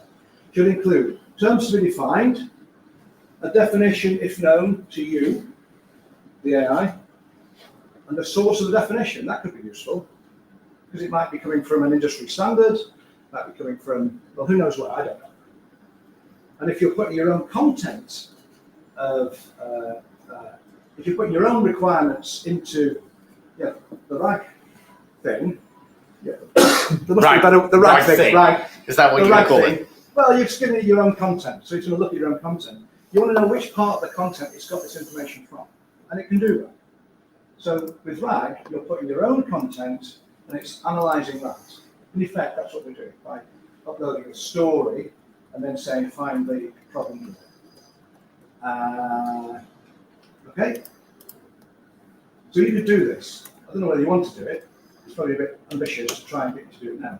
Just before you go too far down that, so what is it? Terms.tk base? I'm pressing. This isn't working. Yeah, no, because I've just. Yeah. Try that.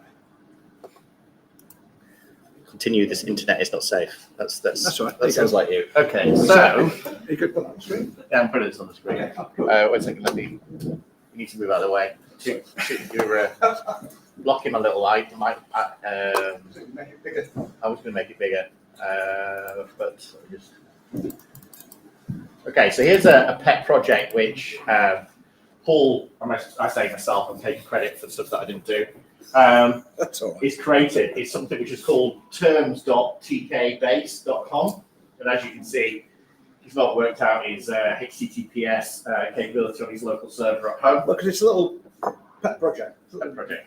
But what he's done, which I think is really useful for everyone here, is he's taken the ISTQB, the ISO 29119. Can you use it? Yeah, you can use it. Where's it gone?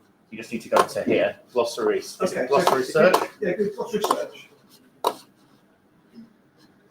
Oh, why can't I see a mouse? Really? You're there. You're there. So what was the So if you look at this drop down, yeah, just click on that. That's just there you go. So I've loaded some content from various glossaries of terms, mostly standards that are available. Okay, you might not be interested in standards, but you could put your own in. Okay, not today, but let's imagine that you've got your own glossary of it. So when you do a search, when the AIs are doing search, it can use your glossary of terms to better understand what the story or the requirement is saying. And that's a good thing. You know? I mean, I have to say that, you know, in meetings, when you're talking about requirements, and the number of times you want to say, what does that mean? What does that term mean? Now, if you're a senior person, you wouldn't ask that question because you're expected to understand it. If you're a junior person, you don't ask because you don't want to make a fool of yourself. Oh, I don't know anything, I'm still learning, whatever. So people don't ask questions. So they carry on with misunderstandings about the definition of terms right through projects, and then wonder why things go wrong. So it's like that's one thing of several that we could get better in our projects. But anyway, so glossary, I've been thinking this is 10 years old. And now I'm thinking, you know what, this could be really, really useful. And the whole concept of named entities and glossaries of terms is a really valuable input to the requirements process, and where AI can really make use of that concept. You know, it will use the same definition in everything it does, which is different to humans. Now that's not going to transform your projects, but it's better than we humans do. And another thing I just want to say is, like, AI isn't going to replace anybody, but it's going to make some of your tasks easier and more effective. That's the way to think about it. It's not going to solve all your problems. You're not going to replace people with AI very often. Some people might, but most thought workers like us, no, not anytime soon. What do you put in? Mood testing is not in there. Well, there you go. That's because it's the ISTQB glossary. Well, it's looking at all. No, it's not. It's only looking at the ISTQB. Anyone did ISTQB? No, fine. Don't worry about it. But it should be in that one. Working. Well, it isn't. Isn't it? No, It's not found. Not found in working draft. No, not found. Oh, well. You can search all glossaries. You don't have to do it. I know you do. But anyway, so back to Jonathan AI for a second. Okay. So if I ask Claude, which is on my website, what is mood testing, right? Anyone know what mood testing is? Exactly. Exactly. So what he's done is it's made something up. Exactly what ChatGPT does, right? It says mood testing is a type of software testing that focuses on emotional responses. Nothing to do with that whatsoever. Now, if I go to my RAG architecture, which when we say RAG, Retrieval Augmented Generation, what this website has done, which is the same thing, you can see it's the same client. The difference is this has all of those terms that have come from the TK-based terms website. and I've fed it all the ISO documentation. So when I ask it the same question to the exact same platform, it will tell me it's a Nico concept for mood charts that's found in ISO 29119 Part 2. So the whole point of having the documents loaded into a RAG, retrieval augmented generation, is that instead of making crap up, which is what it's done on the other page, it's now realizing that this is a proper methodology, a testing methodology, right? So what we're saying with the first terms definition is if you feed it context in, you can say, and what I have done is I've put, and I'll share that folder again because I don't think I made it super clear, but I put all the ISO 29119 and all the terms that have come from terms.tkbest. So you can feed that into your RAG architecture and say, ask it anything about testing methodologies, and it will know the correct term, the correct description of that term, and also, most importantly, where it came from. The referenceability, the traceability, the trustworthiness comes from a document that you can then open up the document and go, here's the section on mood charts, right? So part of it is that's why you want to give it context so that it understands what to look at first. And what you're saying is extending with terminologies like what's a typical term used in testing? Integration testing. No, it's an abbreviation. SIT. SIT. Do you want me to sit down now? SIT. Oh no, what SIT is? Oh, why doesn't? So you might have, I might sit, right, which I'm going to do now, because it doesn't have that abbreviation in there, right? It only knows terms, doesn't use as abbreviations. So part of it is if I ask Claude, define what SIT is, hopefully it wouldn't expect me to sit down, it should come up with this is system integration testing, and now you've got a definition against it. Yeah. So this is partly why we're saying that the systems don't really know what they don't know. So you have to feed the information in and say, provide me with a definition in software testing for SIT. And I could say to it in the format of a JSON, and it would then say, in the JSON, system integration testing is a software fair, and it give you a definition and a CSV output or a JSON output. Your question? So generally, you would say the philosophy should come from humans. Well, that's what you should do. You should say everything that they fed in. So I feed in, what I typically do is feed all the Jira tickets in, all your Confluence pages. So we have a crawler, which again, we can probably share, which crawls all my pages. And then I ask it to find all the 3-letter abbreviations. And then I either define them, if I don't know what they are, or I will then ask it to look up testing terms. So if you've got UAT and SIT and what other environments would you have? Perf, whatever it is, staging, pre-prod, you let it define all of those definitions. So then you've got a dictionary of terms in your organization. You might have SIT as a software initiation for testing. You might have got a new definition, so you might have to overwrite it. But once you're all using the same definitions, i.e. mood testing, system integration, then you all understand the context, then it's going to be a lot more higher accuracy of the output. But also, if you are pulling it down onto LLM Studio, it will actually show you the document where it's come from. So it feeds it into a vector database, which is Chroma, and it will literally say, it came from Confluence page, URL, whatever it is, and it was last pulled down last Tuesday, whatever it is. So every definition, every named entity will have a status, and the status might be not defined, which you might say, that's a trigger for me to go and find a definition.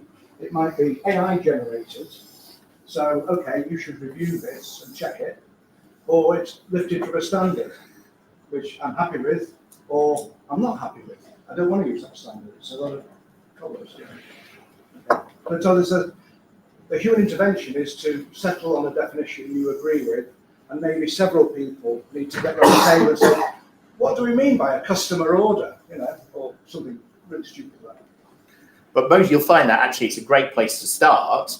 And also what I said, which I never really wanted to happen, was there is now domain-specific models. Like I said, with the medical, automotive. You're getting there. That's the thing. Yeah. You're not there, but you're getting there. We're getting that way. So you could say, actually, whenever I'm asking a question, and we had this yesterday at the bank, we went and said, whenever we're talking about banking in Poland, there's different regulatory stuff to banking in Germany. So you're defining that, but you're also defining the knowledge set. You don't read the Poland banking stuff, only read the German banking. But today I'm going to ask just for the Vienna banking regulation. So you've got all that knowledge loaded in, but you're saying to it, I only want to ask questions about, you know, this system on open banking, but for this country. So you're narrowing the scope, but you're also learning that you're feeding all the knowledge into the systems. So we've been talking about this for 20 minutes now. I think this And that's just a glossary of terms. Yeah. We'll get you. There's also the other stuff with the graphing and all that kind of stuff. We can talk about in a bit. we're not going to talk about graph data, but graph Let me data. make some more progress because I want to get to the end, and then we can have a Well, we're going to have a break as well. Oh, do you want a break? I don't know. Does anybody want a break at this point in time? 5 minutes. It'll take half an hour to get everybody out and in again. Just hands up one who needs a break. Okay. Oh, some of it. Okay. Oh, there we go. Everyone wants a break, and now we've Dare I got say 5 minutes? Is that enough? 5 minutes We'll break, do our and best. Carsten, who's a superstar, has brought prizes in. So when we start doing Now we're in business. we're in business. You can win prizes on the way back in the second half. Do you need a bio break? Am I what? Do you need a bio break? No, I'm all right. I'm all right. I think officially we finish at 11:45. But Officially. so we've only got an hour and a bit. So. That's fine. We'll finish off this and get some examples. And Yeah, well, the Get some examples of the are there. I mean, they can just open them up. And I don't know if anyone's actually doing that yet. some people are, yeah. But we good to get some of the examples. You can see there's Jason as well. That kind of stuff, which might be interesting to look at briefly, just to show this is how we make progress.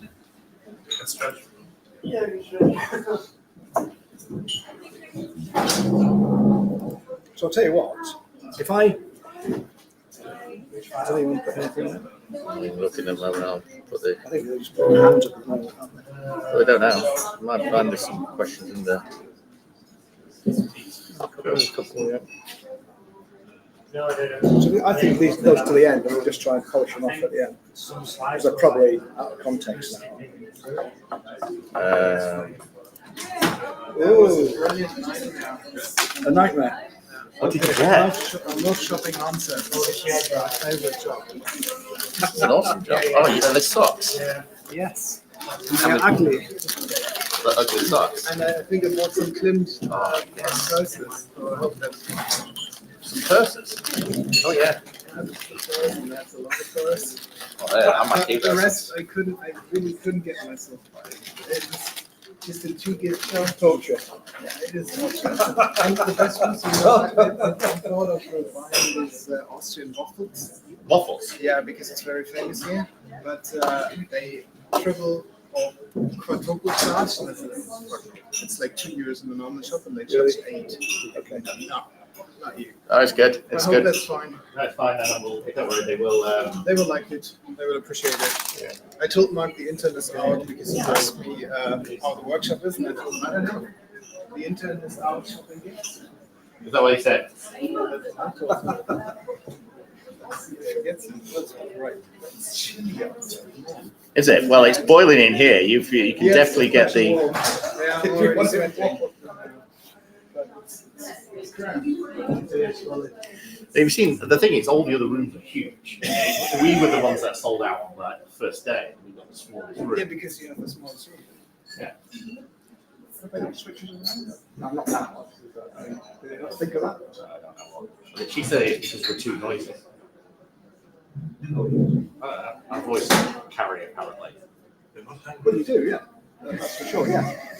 But is that too noisy? I think it's because. I mean, we've got speakers in here. We could have had mics, couldn't we? No, really. There's one for the maybe Belgian, Netherlands guy. Yeah, so he rips the. That's huge. That's huge, and that was because he's the program committee lead. He got the nicest room. And That's why. you're just a newcomer, so you got the I'm the shit. We just sold out straight away. You just climb the You're the ladder. motor mouth, so you get the smallest room. How's it going? So I think it's going good. So next time we give you the Slides, right? Thank you, sir. I was tortured in corporate CI. Yeah, I all our slides, all my slides are in the Very corporate. corporate, yes. Mine are Only all the ones that corporate. marketing sent you. Everything's legitimate. So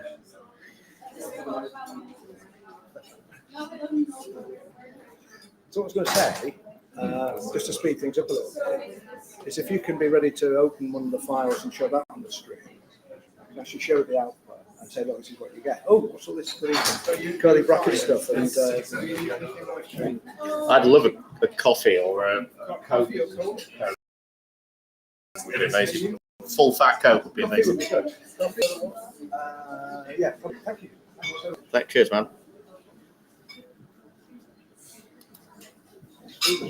Can we get lunch here? Yeah, we will get lunch. And then I'm probably going to head back to the. Yeah, me too. Have a nice little nap.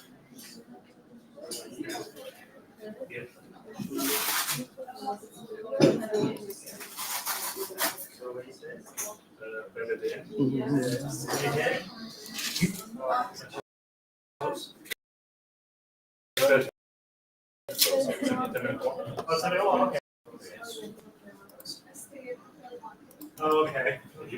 I hate this. Your coffee needs to wait. Thanks, man. Just a black coffee? Yeah, black coffee would be amazing. So two. Milk. Milk? Okay, yeah. Do you, So these ones, you still have two.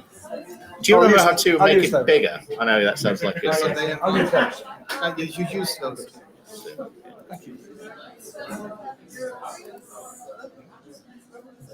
Just yesterday, checked two restaurants in the food, and then twisted the other one for free. The place was really good. But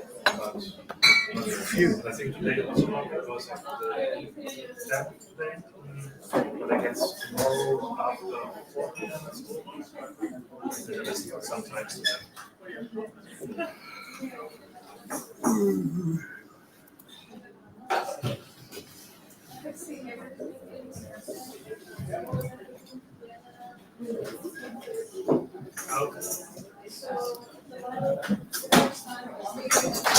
Okay, now to explore.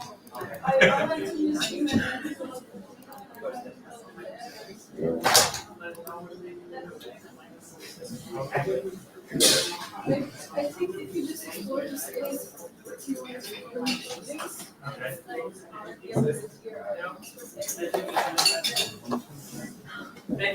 Okay. I think we can make Love that. No, I'm okay now. I'm okay now. I'm not sure if it's. I turned this way now, so. No. We won't go anywhere. I'm all right now.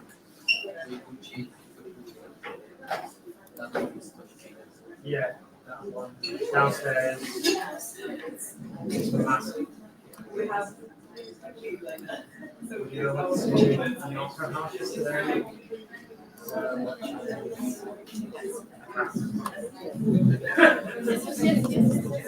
No, it was in Vienna, so it's next to the massive church. Yes, it was. No, it's a massive. Well, it had like the translation. Yeah, I was like, I don't know. Yeah, it was nice experience. Yeah, it was really good.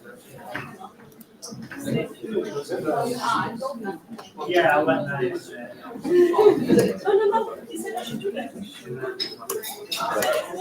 Further down the road, yeah.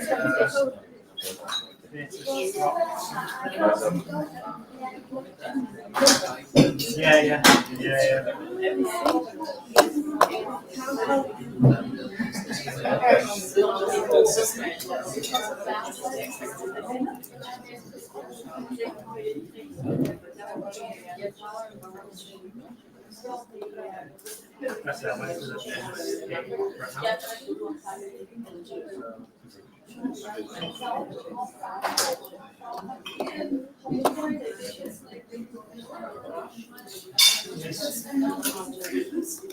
so it's funny that you asked me. So the opening speaker today, Rachel Kibler, I went with her. So I went to a conference, met her in the and randomly I was going to go to this one anyway. She was getting that was I'm talking about 6 months ago now. And it kept in touch. Wanted to keynotes.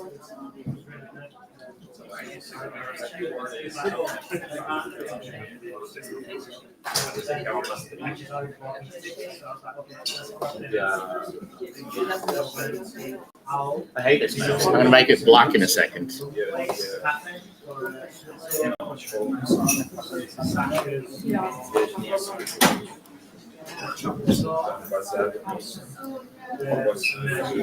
Yeah. So if I get to the end of the definition spam and do that, you can probably take on. Yeah, I'll probably just Just show. want to get to the end of it. Yeah, no, I you don't. just wanted to say, well, what can you do with it? Yeah, I want to show a bit of this just as an intermediary thing for 2 seconds, 5 minutes as people come back, and then then we'll go back into the full defo, and then we'll get people. Well, they contribute to the my report. Yeah. People will do it. Okay.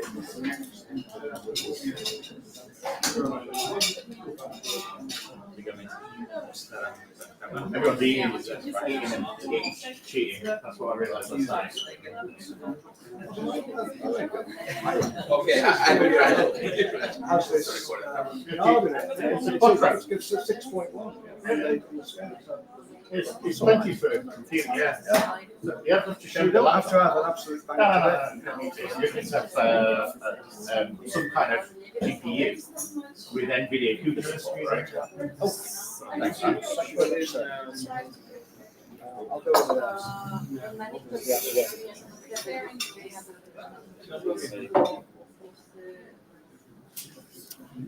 Okay. I think everyone's starting to emerge.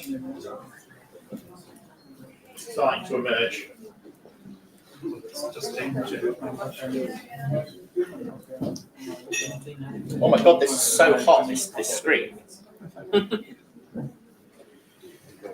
Okay, so just before I go back to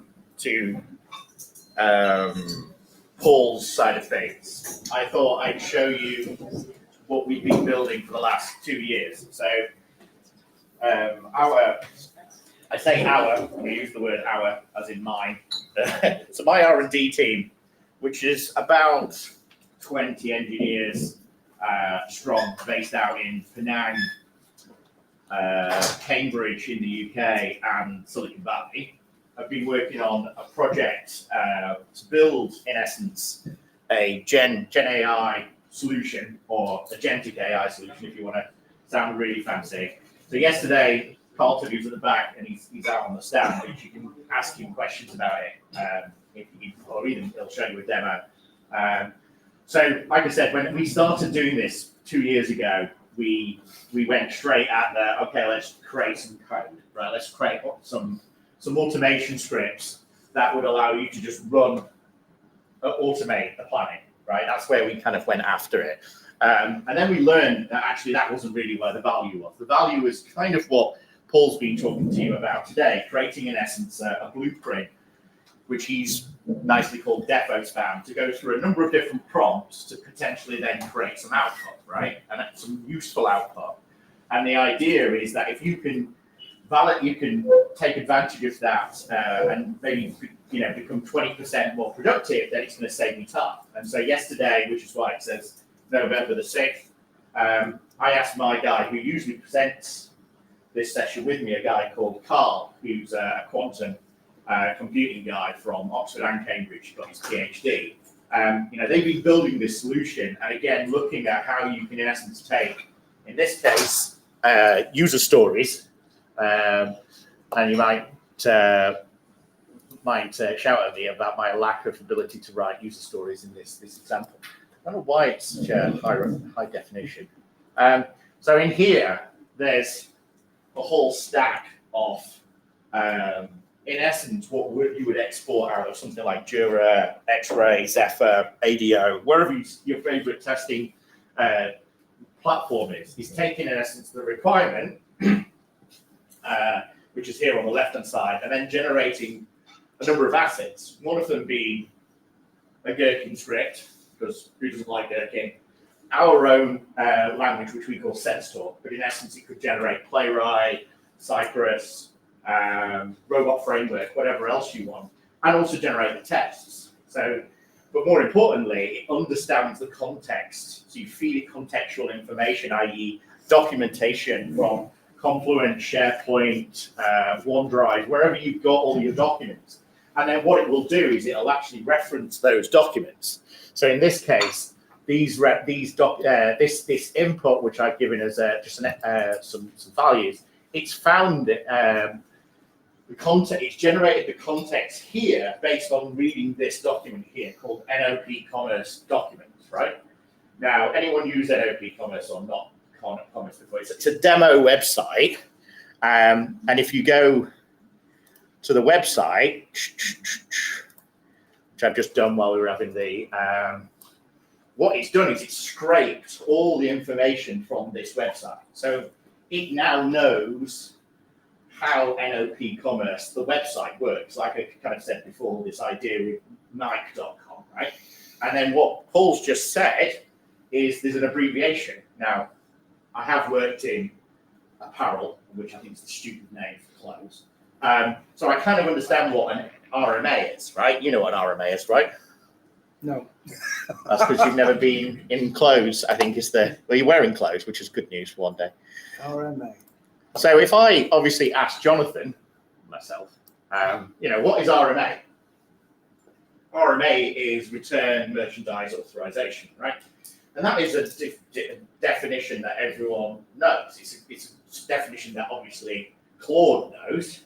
However, if I ask the one which has the RAG architecture built into it, what RMA is, it says RMA is Return Merchants, but it says you can manage this through configurations, settings, orders, and then enable return system. So it is literally, and this is the whole point why you have RAG, is it's literally stolen return requests are managed in configuration, settings, order settings.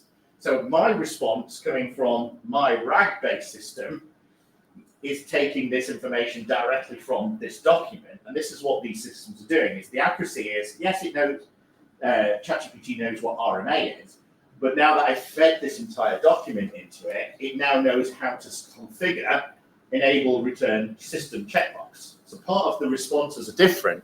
Equally, for a system to be able to create more accurate output, it needs to know where to pull the contextual documents in so that it can generate a more valid scenario for you. So here you can see it's saying, do a product search. You can do a product search by clicking on the search field and then entering product name. So part of it is this knows how to navigate through NOP Commerce, so it's able to create not only Gherkin, but in this particular case, which is a bit like Selenium or whatever else, it's telling you here's the code. And if I gave that to the gentleman at the back,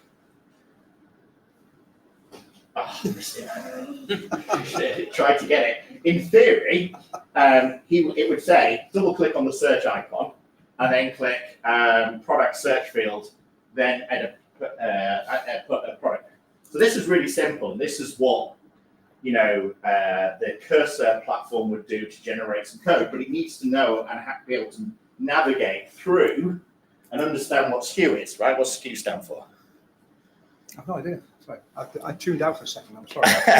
Tuned out for a second because I was thinking about something else. Thinking about something else. But anyway, so this is the whole point: is that actually if you use a RAG architecture, i.e., download LLM Studio and then put documents into it, it's going to look at those documents first, then it is going to hit the back end. So instead of it generating a whole lot of nonsense, it's going to take the terms and information that you know about the system into consideration. So that's the real power, right? Could we do it with code as well? Yes, you can.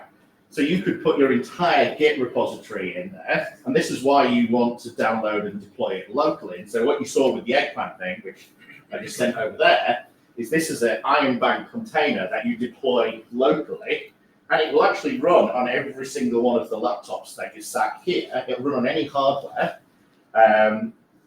And yes, it's completely secure. So you can feed it all those documents, your code base, your Jira repository. You can even say, what's the relationship between Jira story XYZ and this check-in over here?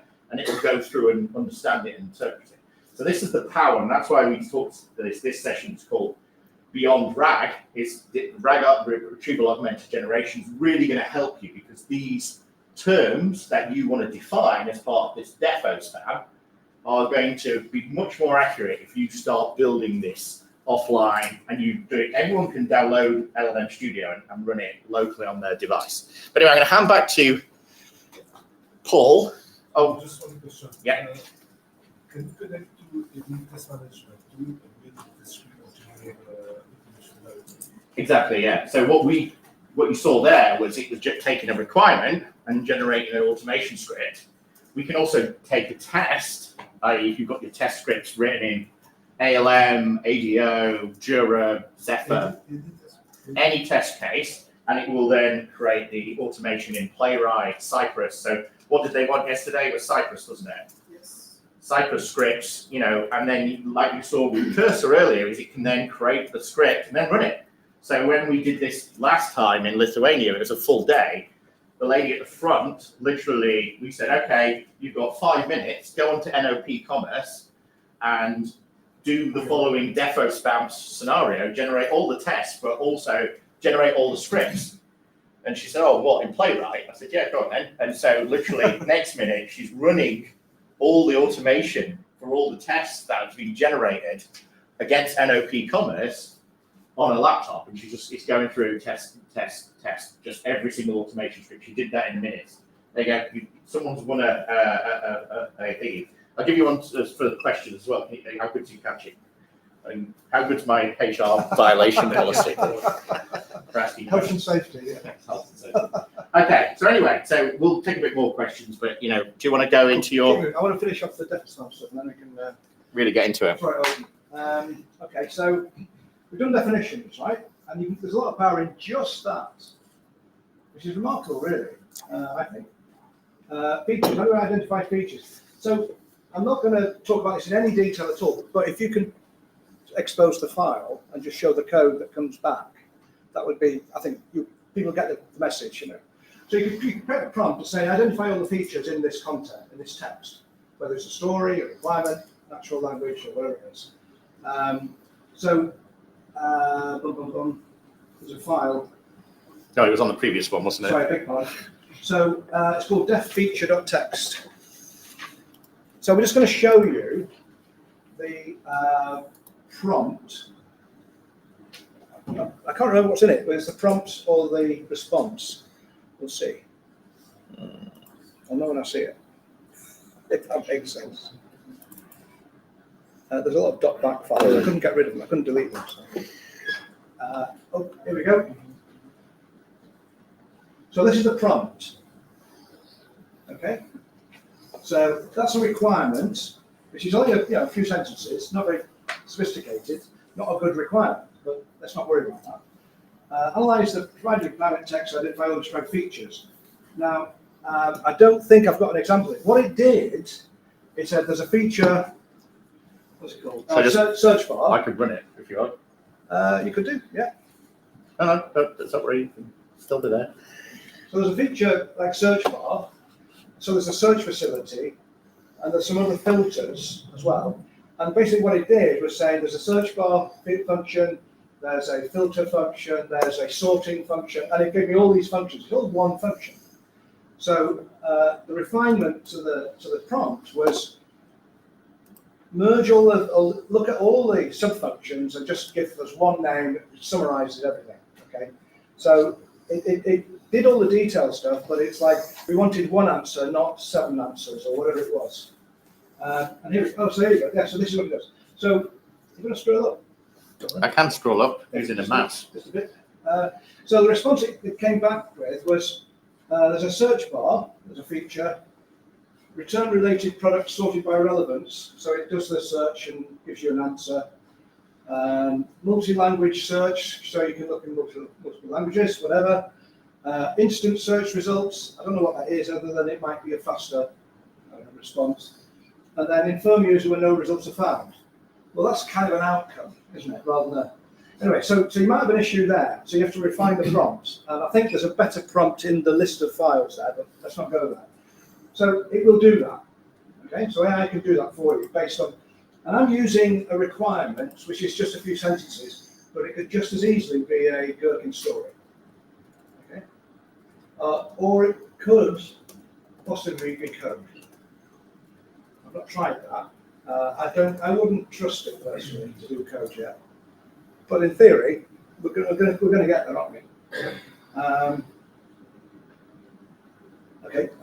So I just asked it, what would have been a better prompt to ask? To get one answer rather than 5 or whatever it is. Yeah. So you could then, in essence, you could refine from that. Going, okay, well, before I wanted the search features, but also, you know, as Paul kind of said, I want them in a certain type of format. That's great, but you might say, well, actually, I want it in a comma separate value with a test, a feature name, feature step, expected outcome, and then it would refine that and put that into a JSON format or a CSV format. So you can. But I just want to. What I'm actually doing, without telling you, but now I'm going to tell you, is I'm going to build up the information to create a story in Gherkin format from that original requirement. Okay. So if we can go back to the, with that, excellent. Okay, so that's features. What else can I say? Sub features, covered that. Yeah. So you can always ask the AI to say, could I have given you a better prompt to give me this answer rather than the answer you just gave me? I mean, don't be afraid to do that. You know, let it help you, and it will. It will help. And just while Paul's doing this, if you want to go on the Miro board and paste in your question, one of those scenarios, try and ask it a prompt and get a response out. Paste in the question that you used, and then we've got socks, purses, and eggies to give Good away. questions get prizes. I think it's the message. So. Yeah. So you might. Good prompts. There's better prizes than. Is that a male or a female? It's gender agnostic. Don't look underneath it. That's. I think it's female. Anyway, well, outcomes and scenarios. Okay, they come together. They come in pairs. So when I asked the AI, I said, "Can you identify all the outcomes?" It said, "Yeah." Can you identify scenarios? And it said, "Yeah." And they gave me some scenarios. Then I said outcomes, and it just said, "To get this outcome, this is a scenario." And I thought, maybe that's the way to do it. So they come as pairs. I think that's a better way of doing it. So when you mean that, do you mean you're saying how would I get a valid order or an invalid order? When you show the results, you'll see exactly what came back. And I thought, I like that. That works for me. So it might not work for you. You could do it differently. And why not? You know, you've got a different requirement. So I want to see scenario outcome pairs. There's an outcome which is display a list of results. What's the scenario? And then you have, there's probably 100 scenarios in a search facility. But you can always ask the AI to refine your prompts. Why not? Just use it for what it's good at. Because the other thing is, like, when you get a list of this scenario, this input will cause that output, say, is it hallucinating? Is it trying to be helpful by inventing an answer? And I think a year ago, hallucination was quite a problem. I think they've worked on that and it's got better, hasn't it? Yeah, but I would say hallucinations, 90% of it is down to the person who's asking the question. You still have to check, yeah. You still, the human input is still required. So the whole point with that mood testing aspect, it just made up that mood testing was emotional testing, right? It's trying to please you. It's trying to please you by creating something, which is why if you go onto ChatGPT, you can now turn on the location of where it found the information from. So you can then validate the source. So if someone had written a blog on mood testing being emotional testing, it would have sourced that, but you could have then gone, well, wait a second, I'm looking now at the ISO document, it means something completely different. So you can turn on references. Now, why has that not happened in the past? Sam, about 2 weeks ago, said that 70% of the content trained on ChatGPT was illegal content. So obviously it isn't going to give Paul's FTP site with the copy of Harry Potter on it, because he shouldn't have shared Harry Potter's novels in a zip file on his unsecure FTP. Did I do that? No, you haven't. But I'm just saying you could have done, I could have done. So the whole point is ChatGPT's purposely never told you the links where it came from, because most of the information which it's been trained on was sourced from information that should not have existed in the first place. I think something like 70% of the training data is illegal. Is copyright. It's copyright material. It's stolen. Stolen data, yeah. Which is not good. No. Well, it's good because you're getting lots of free stuff, but it's not good for the authors, and it's not right, is it? No. But there's one of is it Claude that says we don't do that? No, all of them are still doing. You think all of them are doing? Yeah. And then I thought there's one that was suggesting that they really are trying. Minstrel is the only one that, and that's the one that puts it out on a torrent whenever they do a new release. So the idea is they don't want to make money, so they just put it out. Okay. Now the problem is with that approach is in the instruct model is designed to do no harm. So if you asked it, how do I make something which you shouldn't be making? I didn't say it. That's what I mean. But anyway, whatever it is that you want to make, you can't. It will not give you the response because it says do no harm, right? So the idea is it's got those in. These purer models, the ones that have been trained just on outward-facing Google information, should we say, for a second? Publicly available information are much smaller, more tuned models. That's why Minstrel of Experts is so good. It's a 7 times 8B model, which means there's 8 billion models, or 7 billion models, sorry. So you don't need to use all of them. You can just use one and then locally run it on your machine. Now it will perform, give or take, nearly as good as a Claude or a ChatGPT-O, but they're running on 126, on 150 billion, which is why the accuracy is it's got so much more information. Yeah. So the smaller models typically are more tuned and also more responsibly sourced, shall we say. They're trying, aren't they? They're trying, yeah. Could you show that file? Def out scenarios? Sorry. Def out scenarios. Def-out scenarios.txt. And then we'll move on. We'll get them. Right, so when I asked that question, can you identify the scenario outcome pairs? This is the prompt. Describe the outcome. Yeah, okay. Now, that's not the output though, is it? I think, but it gave me a list. Called it output. Sorry. I need to go on the slide to know where the file is. I thought I referenced all the files. Is it called outcomes? Outcomes. There's no outcomes. Okay, don't worry. Go back to the slide.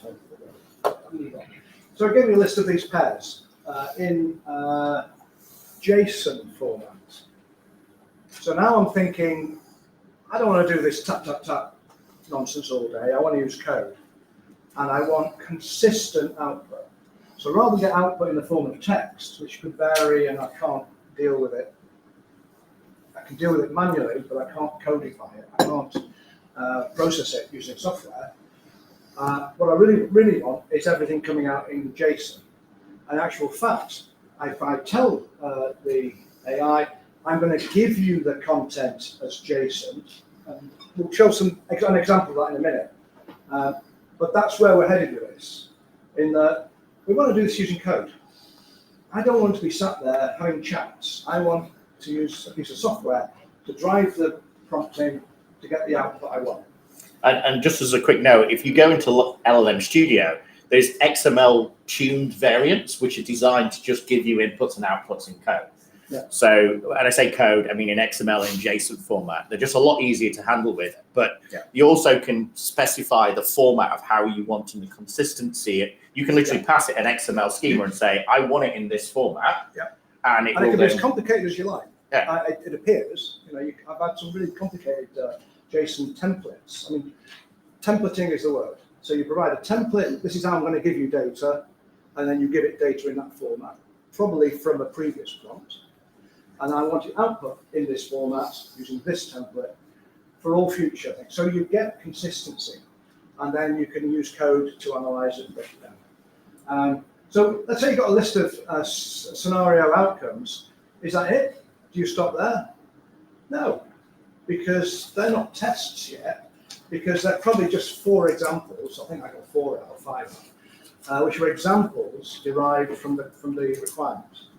What I really want is actually I want to get tests. So we should be asking for missing scenario output pairs. But to do that, you can do. I also want to do a prediction. I want to give it a scenario and say, can you predict from the content what the software should do? And without talking about this, I want to get to the end of it really and have a little better conversation. There's a def dash prediction text. Sorry, mate. Sorry. There's not many left now. So nearly there. Nearly there. So you could do this. Okay. So there's a requirement again. Derived from this requirement of a set of scenarios and outcomes, you can see that scenario outcome pairs are described in a JSON format. So this is a template. This is what I want to see, this format. And you can either put real data in there, or you could invent just placeholders. It doesn't matter. It's a structure that matters. So if you want to scroll down a bit. So I think this is the prompt. Oh, sorry. It's all right. This mouse is just temperamental. Is this your really expensive machine? No, it's a really cheap mouse. There we go. I can scroll over from here. Cheap presenter as well. Yeah. If you scroll down, so this is right. When I give you so if you keep going, this is all the prompt. So if you keep going, That's it. is that the end of it? That's the end. Okay, so that's the prompt. What am I saying? Okay, let's move on. I want to get to the code actually, and then we'll do business. So that was scenario outcome pairs. What's missing? This is the end of the defo sampling. Missing is like, what's missing? Well,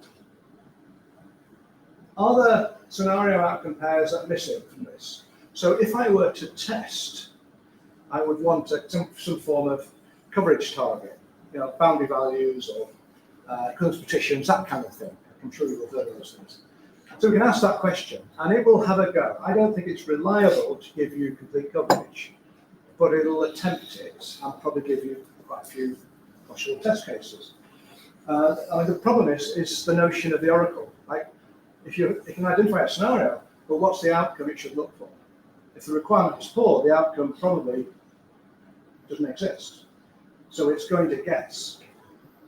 But you're professional enough and knowledgeable enough to figure out whether it's correct or not, and you can change that. Okay, so you can ask it to identify missing pairs. I think this, for the first time, I've given you the whole thing on screen. So there's a requirement, there's the format I want to see things in, and I think, sorry, this is the output. So it's saying this outcome is observable. Now I didn't ask for that, but obviously someone else has asked for this in a different prompt, and I want to know whether it's an observable output, like I would see it on screen, or it's not observable. I haven't got an example. This isn't the full thing. Something like an outcome might be not observable. That is, it's a change in the database, or it's a message sent to another application, or whatever. Okay, which I thought, oh, that's a useful piece of information. If it's not observable, I can't really test it with my tester because it can't see it on the screen. It's got to do something under the bonnet. Anyway, okay, so ChatGPT identified another 8. So I think I had 7 scenarios, and then it found 8 that it thought was missing. Now I didn't check it, but clearly that's an opportunity where you would say, are these genuine, useful scenarios to figure out? And I said, add it to the list of scenario outcome pairs. And it added 8 plus 7 and came up with 12. It forgot 3. It should have been 15, shouldn't it? So I said, tap, tap, tap, I think that the answer should have been 15. How do I guarantee that you'll give me the full number when you append this list of scenario outcome pairs to the original? And he says, tell me how many you expect. Oh, okay. So I did that. I said, I'm giving you another 8, add it to the 7, and it gave me 15. Now, you need to be aware that it forgets stuff. It remembers, but it's like a human, it forgets stuff. You know, so you have to be careful. So the ultimate, so this is the helpful hint it gave me when I asked, how do I guarantee that you give me the correct number when you append one list on another list? And it said, including the numbers involved is a good approach to ensure and avoid any misunderstandings. So you've got to tell it how to do arithmetic, in effect, which is a bit of a pain. So I said, yes, it says, if you specify, add 3 new items to a list currently containing 12 items for a total of 15. It's a bit of a pain. So you're not out of the job yet, okay? Because all AI is like this. It's unreliable. It's an idiot savant. It's got fantastic memory, but it's an idiot. Okay? That's not offending anybody. We're talking about a bot, not a person. Okay? You may know of an idiot savant in your office. Ambiguity, I kind of did this from last, because I thought, well, how do I fit ambiguity into this process? And I said, is there anything ambiguous? For example, 2 different scenarios give the same outcome, which is possibly okay. It's where you have one scenario that could give you 2 outcomes because the requirement is ambiguous. So I said correct prompt includes currently identified SO pairs and highlight any that are ambiguous and see what. So if you look at defambiguity.txt, are you sticking stickers on things? Yep, that was my I hate dig. people who stick stickers on their laptops. I've got You no. don't do it, do you? That's great. Oh, thank you. Thank you for your service. I say kids, young people. Everyone's young. Cool people. Isn't this what you want to look at? Cover their $1,000 laptop in these bloody stickers. What the hell are you doing that for? It's a corporate laptop. You're supposed to put stickers on it. Well, corporate laptop. Yeah. Is that what the output was that you wanted? Right. So this here. Oh, sorry. This was the list of 15 scenario outcome pairs. Sorry, I'm out of sync. I'm sorry. This wasn't rehearsed, I should say. So I've got a pair. Log unsuccessful search attempts. Queries with 0 results for analysis. Issue. Unclear how this data will be used and retained. Oh, this is the ambiguity thing. Suggestion, clarify the purpose and retention policy for logging unsuccessful searches. I think that makes sense. So it's actually come up with some suggestions of things that you might look at this because it's not clear. And there were, how many there are? 1, 2, 3, 4, 5, 6, 7, 10, 11, 12, 13, 14, 15. Oh, that's suspicious.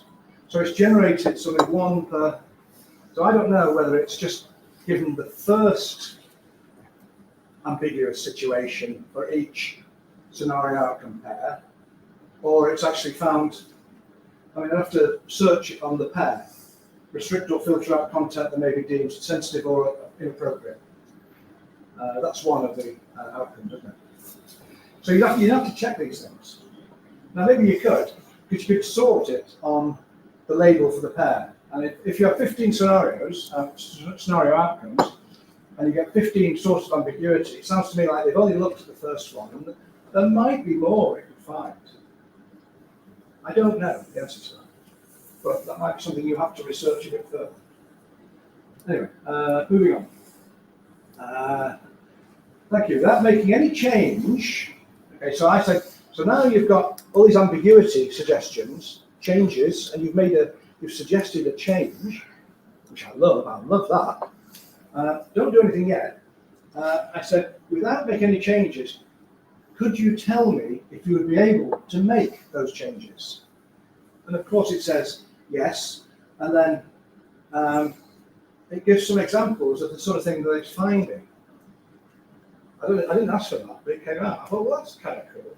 Now, I programmatically, or in my prompt, I could be specific and say, tell me exactly the patterns of ambiguity that you find, that you're looking for, and that you have found.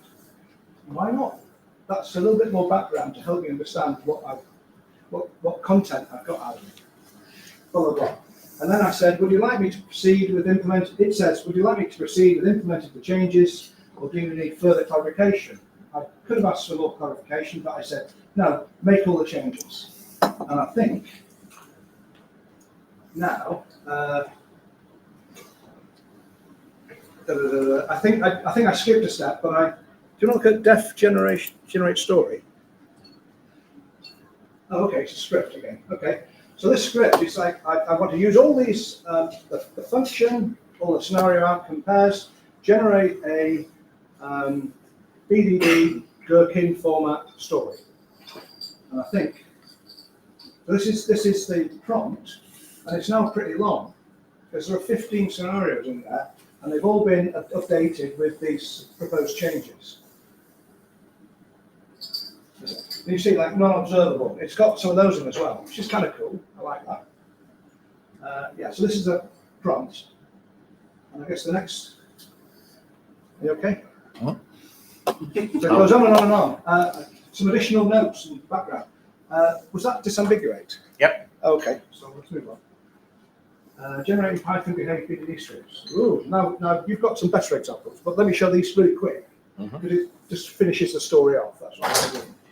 So I said, finally, please generate a Python script which uses the behave library to execute BDD style tests.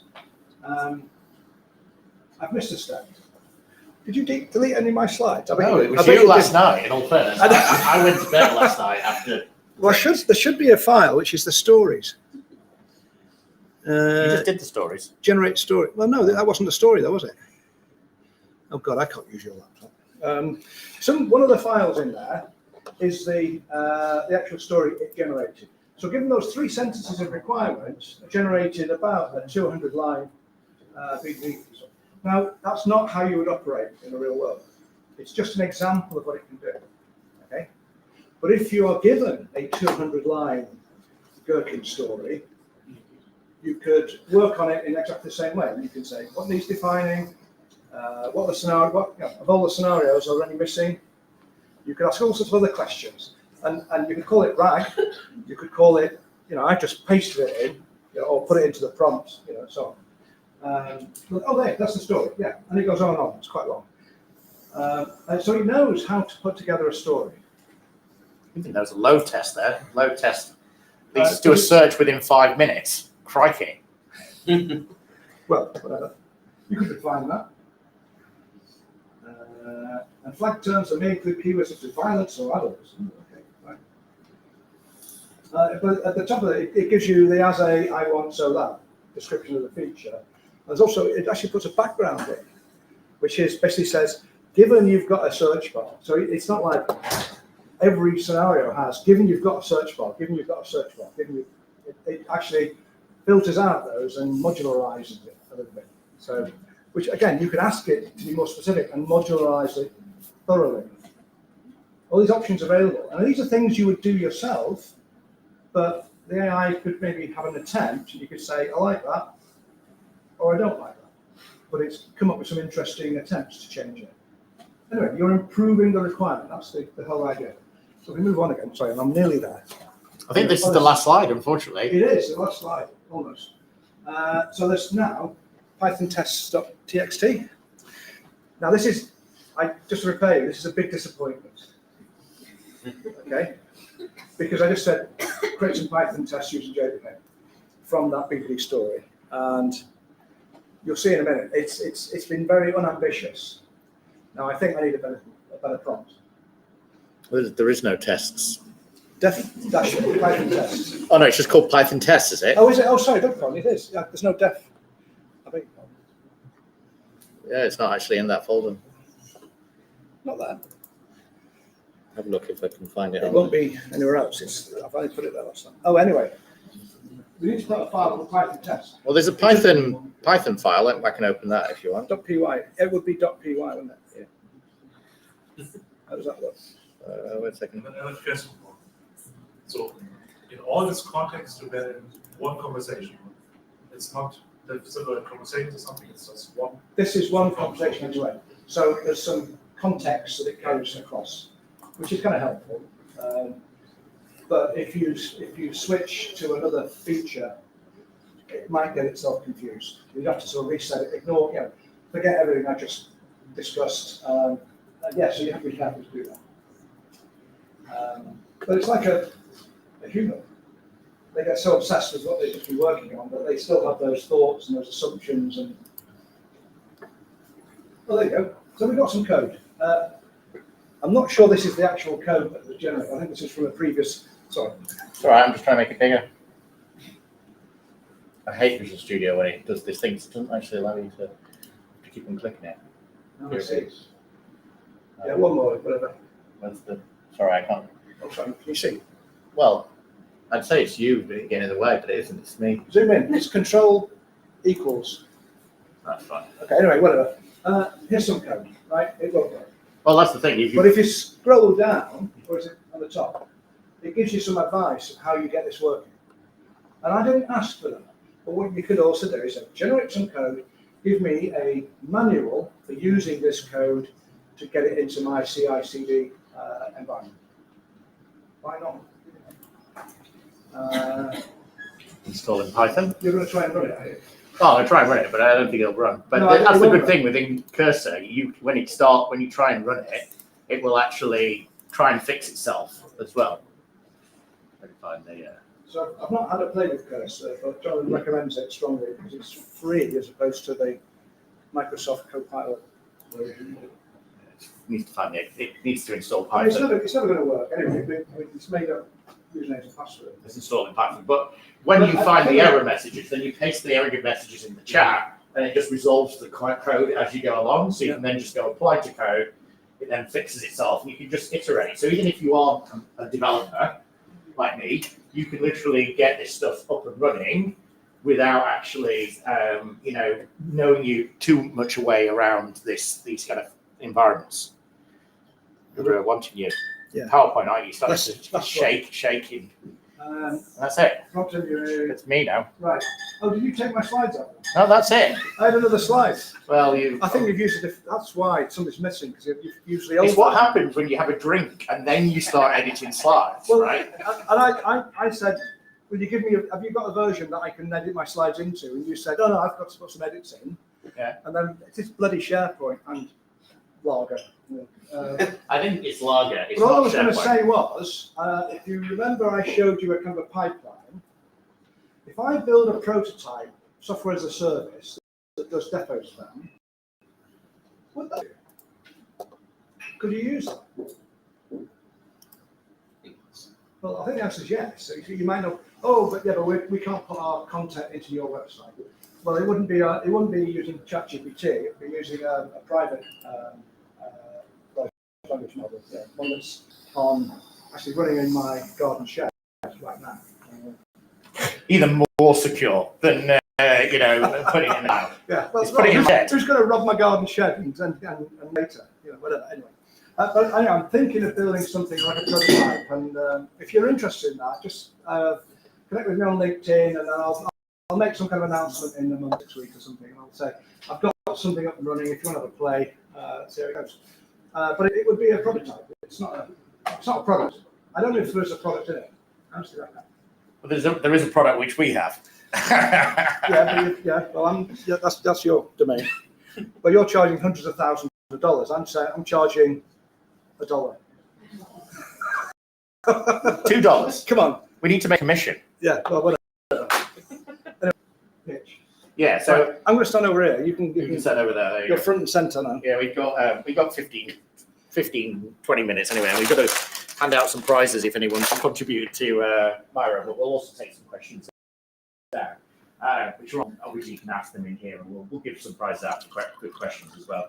So, partly why Paul wanted to do the dev spam stuff, and we cut a little bit from what was pretty much a quite a rigorous coding, hands-on prompting session that hours, and obviously that one's available on demand, so I can put the link in the full course, what we did 2 weeks ago in Lithuania, right?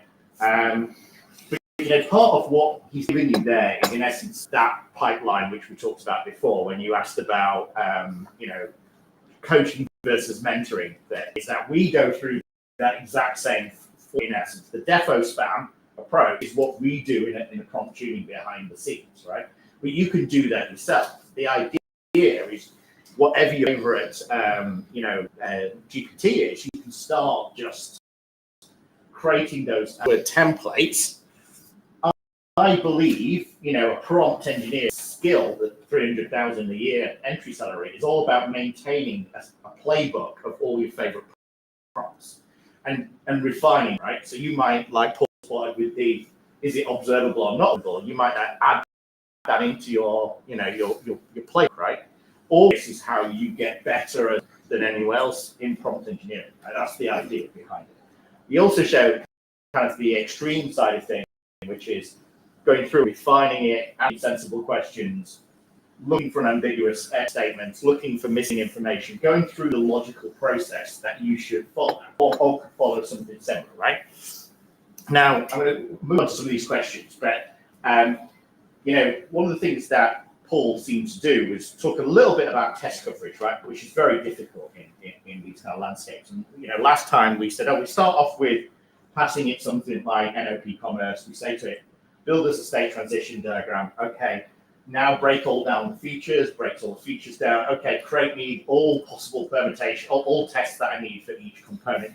The rigor goes on and on. Now I call this prompt threading. It's like lots of separate threads, which could be hundreds of threads of prompts that you're writing to create thousands of tests, right?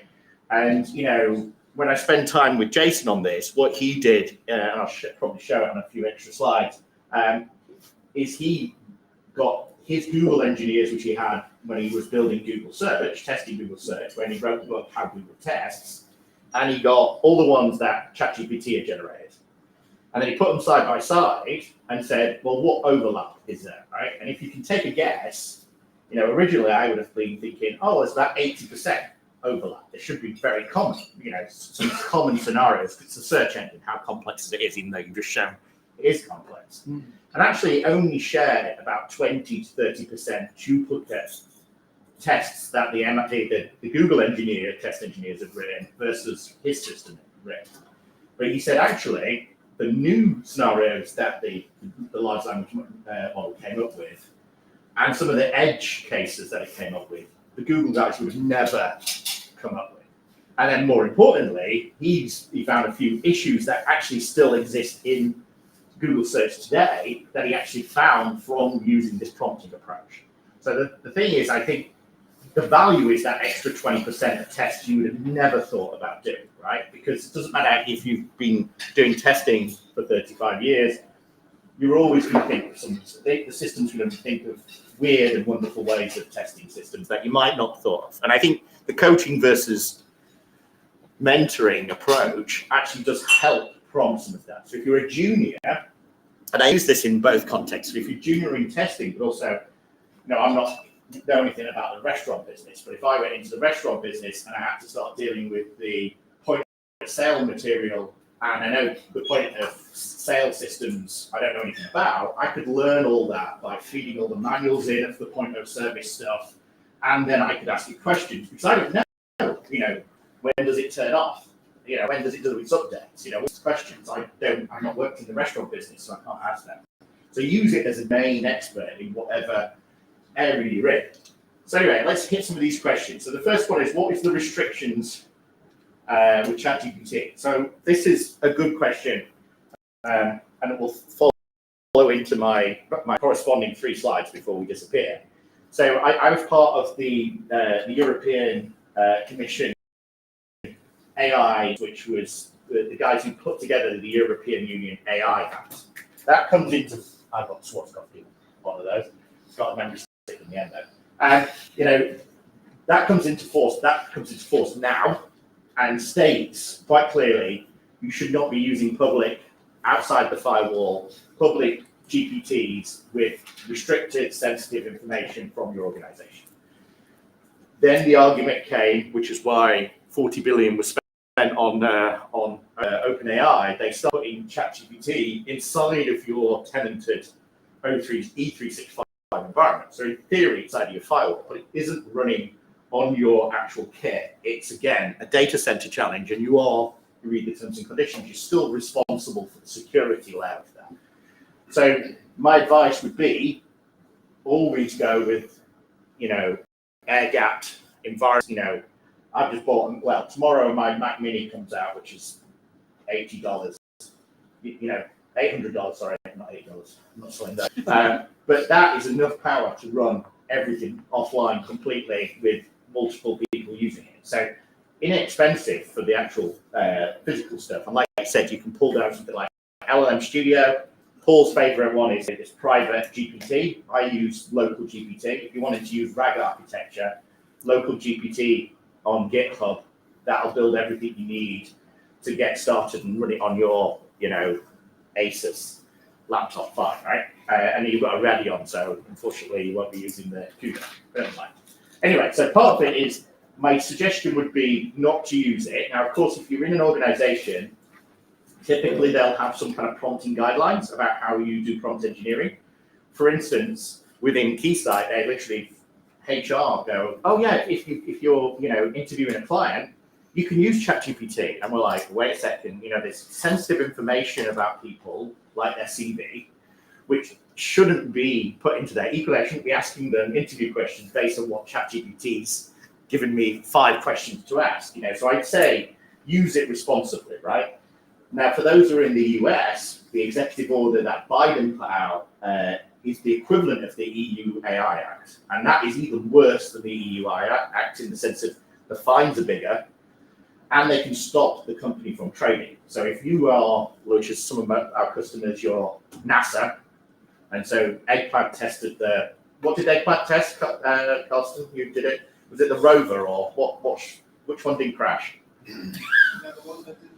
Yeah, that's the one we did. Anyway, but obviously, if I'm putting proprietary NASA data into, ChatGPT, I could get into a lot of trouble. Equally, if all the NASA engineers are doing it, they could literally get, some serious fines, right? So anyway, so that would be the first one. Is like, be careful using it for a work content. Like I said, you can quite easily resolve that by just downloading the tools that we've recommended today, right? I like the word, let's use the word monolith, which feels like a good area. So yesterday, which Carlton was also part of, we went to a bank, a large bank which has a campus here, it's that big.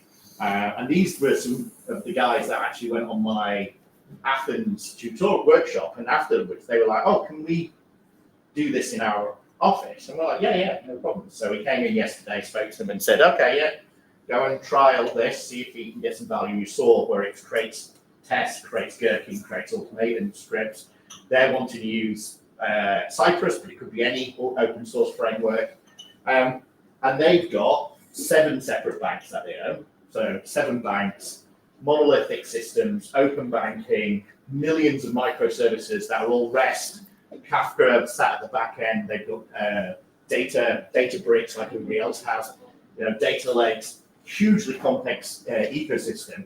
Can you ask it to go off and say, here's the Swagger spec, generate me all of the API request response payloads for Rest Assured or Postman with the JS assertions in it, it will go and do it.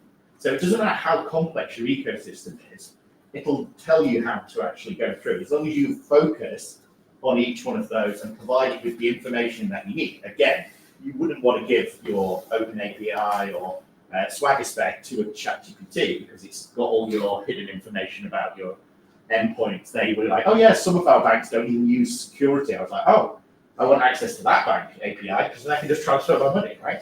But part of it is it's all about making sure sensitive data or code, which was your point afterwards. If you drop the code in for the fast API, you can look at how the developers have written it and then look at the actual Swagger, test it, and then also create all the unit tests and functional tests and integration test, the mocks for it. You can create all the mocks out of it with Mockito or whatever other product. So I you just had one can be thing quite to clever. say. So if you modularize your systems and you can figure features out, you can test them individually. It can do kind of unit testing pretty well. But if you ask it to do end-to-end testing, it needs a model of how all these features are actually used and interact. Now, unless you've got a very detailed model that it can look at, it will just invent.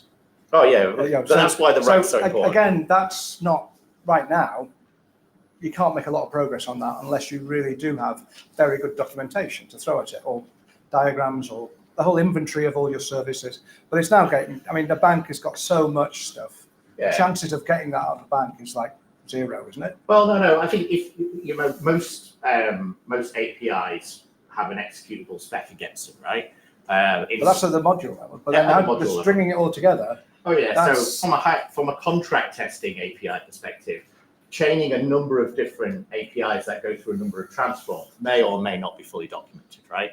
And so there is a whole complexity aspect of this, but the part of what we're trying to do is say, modularize it down as low as you can get. Now, the problem, which has always been the problem with great monolithics, is that teams are in silos, and the same thing happened to them. They said, oh, we've got, squads, we've got, 10 teams, all have 2 developers, 2 testers on each team, and then we've got 9 banks, which all have 10 teams, so that's 100 teams, so that's probably 400, which isn't a large number. The Bank of England's got 400, 500 testers on their payroll, right? So having 500 testers all using a platform to generate, different tests that go upstream and downstream are incredibly complex. Now, interestingly, they had on the wall my favorite thing ever, which is the Agile Manifesto. And I was like, oh, they printed it off, which is good, because obviously the problem is people misinterpret and go, working software over documentation, whereas suddenly documentation is king. If you can create documentation, then you get better information. So wait a second, I just go into Cursor, paste the code in, and then say, create me a document for the code. Then feed that document into my RAG architecture, and I've now got documented code. So part of it is there's ways around it. If you go in there and go, oh, there's nothing there, which is what people say to me, oh, we've not got any requirements. And you say, oh, wait a second, are you using Atlassian, which is 83% of all organizations on the planet? Yes, okay, you've got a lot of information there. Just do a J query, pull all the stories off, dump it into a text file, and feed it into your RAG. It now can say which defects are similar to the one that I'm about to raise, which tests haven't I created. You can suddenly have the whole knowledge in your fingertips, right? Who asked the monolithic question anyway? There you go, you've got that. We use NetKernel, by the way. Oh, okay. Still. So I think that great question, but I think the bigger it is, if Snowden was here, not Snowden as in the guy who got arrested, Dave Snowden, who's a grumpy old man like Paul, he would say, his Terafin frame would say, actually, the bigger they are, they're actually simpler they are. So complicated is actually much easier than chaotic, right? If you're in a startup mode, no documentation, you're all running with scissors using the latest possible stacks, no one boldly's gone where you've gone before, then that is a lot harder to manage than if the bank's been, or financial services been there for 20 years, right? So there's pitfalls on both sides, right? So, big question here. So large action models. Oh, go. I have extension to her question because I'm exactly in the same situation. Okay. With my team. How do I convince my manager to do this exactly what you said? Because things are not happening with the documentation, because everything is going on and on and on and on, and I've got more and more unit tests and more app tests to do.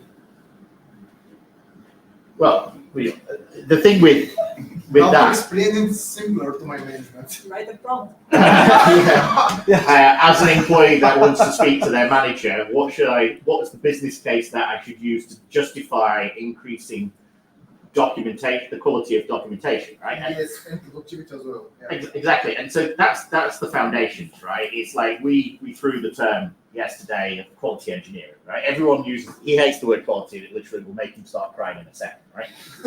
But quality engineering is this. Oh well, we're looking at engineering, right? Engineering practices and requirements traceability and requirements engineering dating back to 1970 with Tom Gill writing language, which was an ambiguous requirements language, and then also something called EVO, which was evolutional development, i.e. agile, back in the 70s, who would have believed.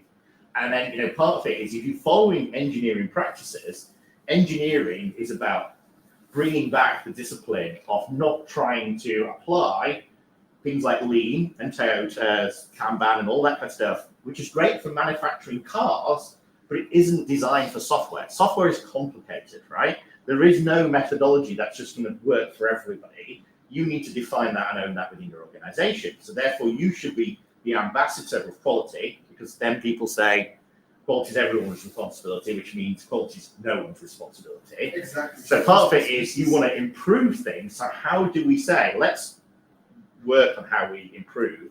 And so like the guys yesterday, I said to them, oh, so what's the code coverage? And they were like 95%. It's like, wow, that's impressive. The Bank of England's about 20%.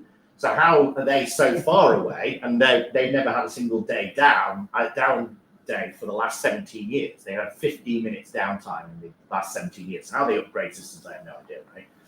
But they use things like DiffBlue to create more unit tests, using SonarQube to start looking now at getting 100, well, never get 100% code coverage, but they're getting code coverage, they're getting code smells, they're getting all the information that provides and indicates stuff that you can say, well, we need to improve this, right? If you're having to write the unit tests, the component tests, your APIs, and then the same thing, APIs, what payload data are you using? Are you using every possible permutation? How do you do complex things like enhanced transformer load?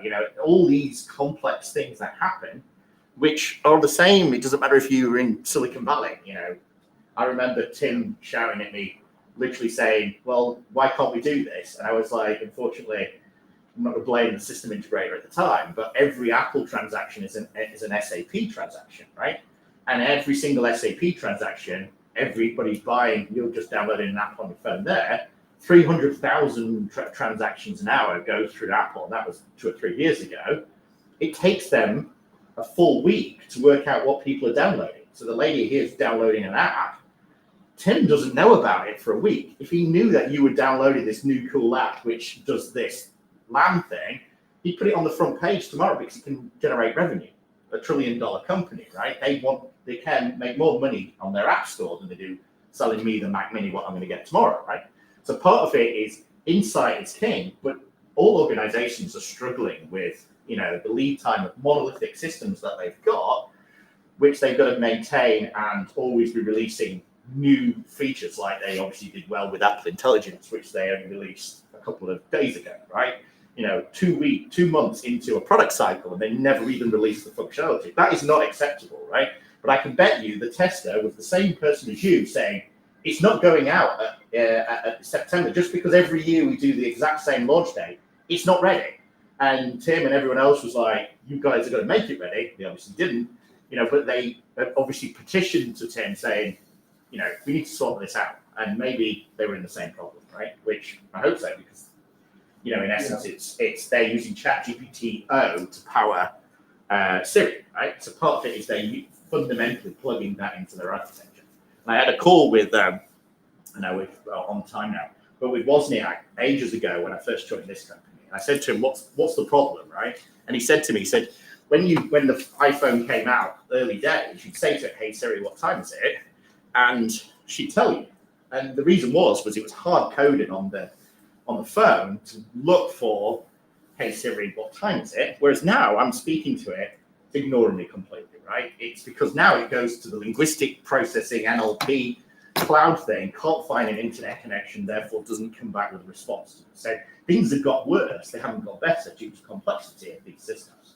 So it's incredibly complex. But to answer this one, well, we've got like a couple of seconds. So do you genuinely believe the large action models are going to revolutionize the future? Is there's two three large action models to know about. First is XLAM. XLAM dropped at the Salesforce Dreamforce conference about 3 or 4 weeks ago in San Francisco. XLAM will deal with any single web app. So you can literally say to it, you can with it, and just to spoil everyone's day, it generates Python as the back-end code. But if you say to it, go onto Nike, buy me some shoes, XLAM will just go and do that. And what it's doing, in essence, is it doesn't matter what application, what browser, what laptop you've got, it uses computer vision to go, I don't see Internet Explorer on my tool tab. Wait a second, someone's using Opera, which is for 3 people in the entire world. I'm going to click that, and then I'm going to launch it. Okay, now I'm going to search for shoes. Oh, come up here, and it literally every time it's using YOLO to look at the screen and go, where am I?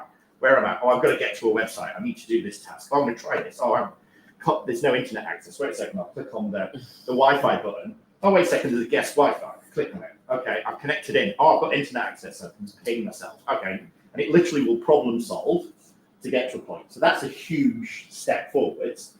Obviously, what Sam's building you can't get yet, but there's 2 other ones. There's UFO, which is Microsoft, and they've just launched this week a large action model, which was 2 days ago, which can pretty much do everything in Windows. So anything you see in Windows, and surprise, surprise, anything in the Office estate, it will do. So if you say to it, it includes Adobe products. If you say, oh, I want to take the video, which we've just done, and I want to improve the noise cancelling, it'll just go off and solve itself in a Windows environment. So they're a huge step forwards, and they are going to make a massive difference. And the example they use for Microsoft's one, which is called one of them's OpenLAN. The OpenLAN will show you, it says, you just type into it, which I've demoed on my laptop, play Taylor Swift, or I say play Tay-Tay, and it will literally go and see if you've got Spotify. You've not got Spotify. It'll try and load something else, and then eventually it'll go to YouTube. It'll type in Taylor Swift, and it'll start playing the track. It just does that because it knows, well, I can play music. Where can I play music? YouTube. Okay, and it'll skip ads and do all the stuff. So these are getting incredibly sophisticated. So the prompts that you learned today, don't throw them away, never use them again. The prompts you've learned today will happen to do the same thing, but now against an action model, which will actually go off and do the activities you want it to do. You still need the same logic, and you still need the neo-symbolic modeling capability of abstraction to say, how do I break the application down? How do I ask it the questions that I need to drive it? So hopefully that's added some context. I know we're 5 minutes open. We've also got socks, which, and I don't know, has anyone actually put anything on the Miro board before we disappear? Anyone put anything on Miro? Is the magical question. This is to see how hard working we were all for the day.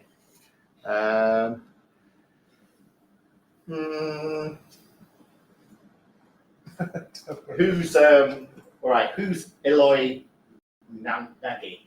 There you go. You don't want these. You want a purse. Do you like hats or do you like cats? I guess cats. Okay. Which one, big or small? Small. There you go. Do you want to pass that across? All right. Who else is on here? I'm going to say Gary. It's me. It's me. Okay. What socks do you want? Oh, They're all the same. it's nice. Thanks. Perfect. Who else have we got on here? We've got some visiting person who's really scared. Who's visiting Pioneer? Anybody?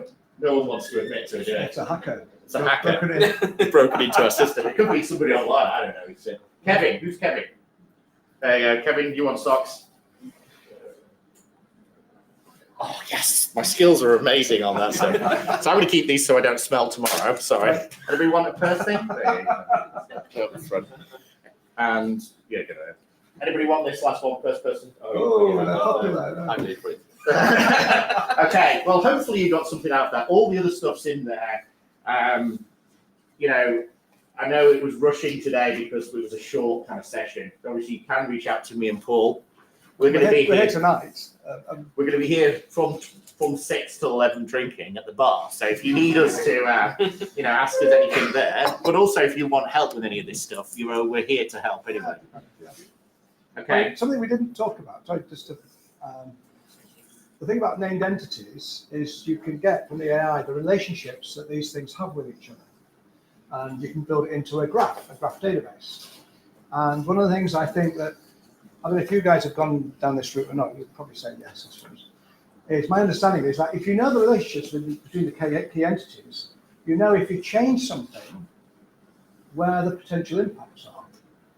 So wouldn't that be really useful to do impact analysis ahead of running your entire regression test pack?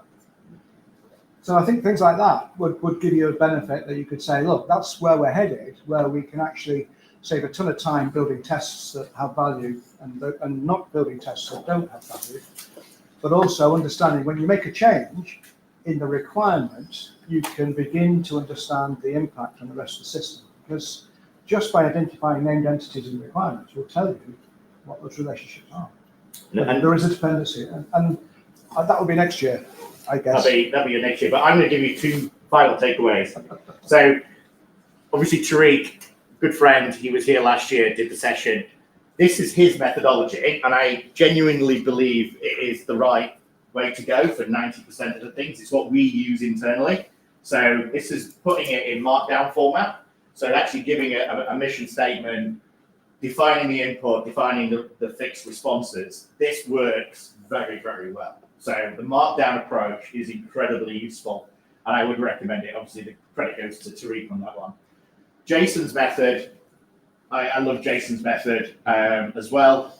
Obviously, what prompt should I have asked? Absolutely the correct question you should ask always. The other one is the back door, and this is legitimate, which is if you say to it, you're going to pay $200, which is, I actually was on a call with Jason and Sam from OpenAI, and he did ask about this. Anything more than $200, it doesn't care. You say, I'll give it $2,000, $199, doesn't care. This turns off the caching completely.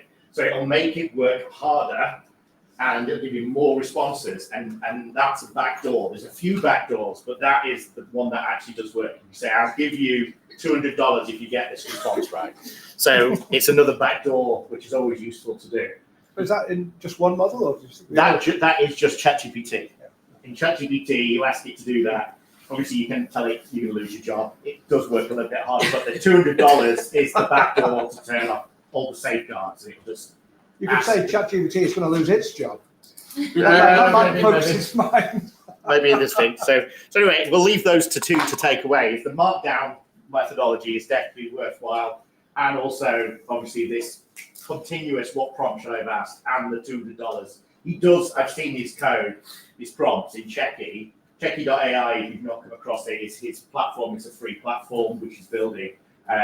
Every prompt he has, it literally says that at the end, what prompt should I have asked? And it also has the, I'll pay you $200, and then gives you the question. So with that, don't have to pay us $200. Enjoy the rest of your day. You've got 5 minutes to go through, I think, for lunch. Is it lunch? Pass, I don't know. I'm assuming yes, but I don't know. Has anyone read the agenda? Here we go. Oh, there's no. It's at 12. 12 o'clock lunch. So enjoy lunch. Hopefully you found that valuable. Any questions? Grab one of us. Come and talk. Thank you.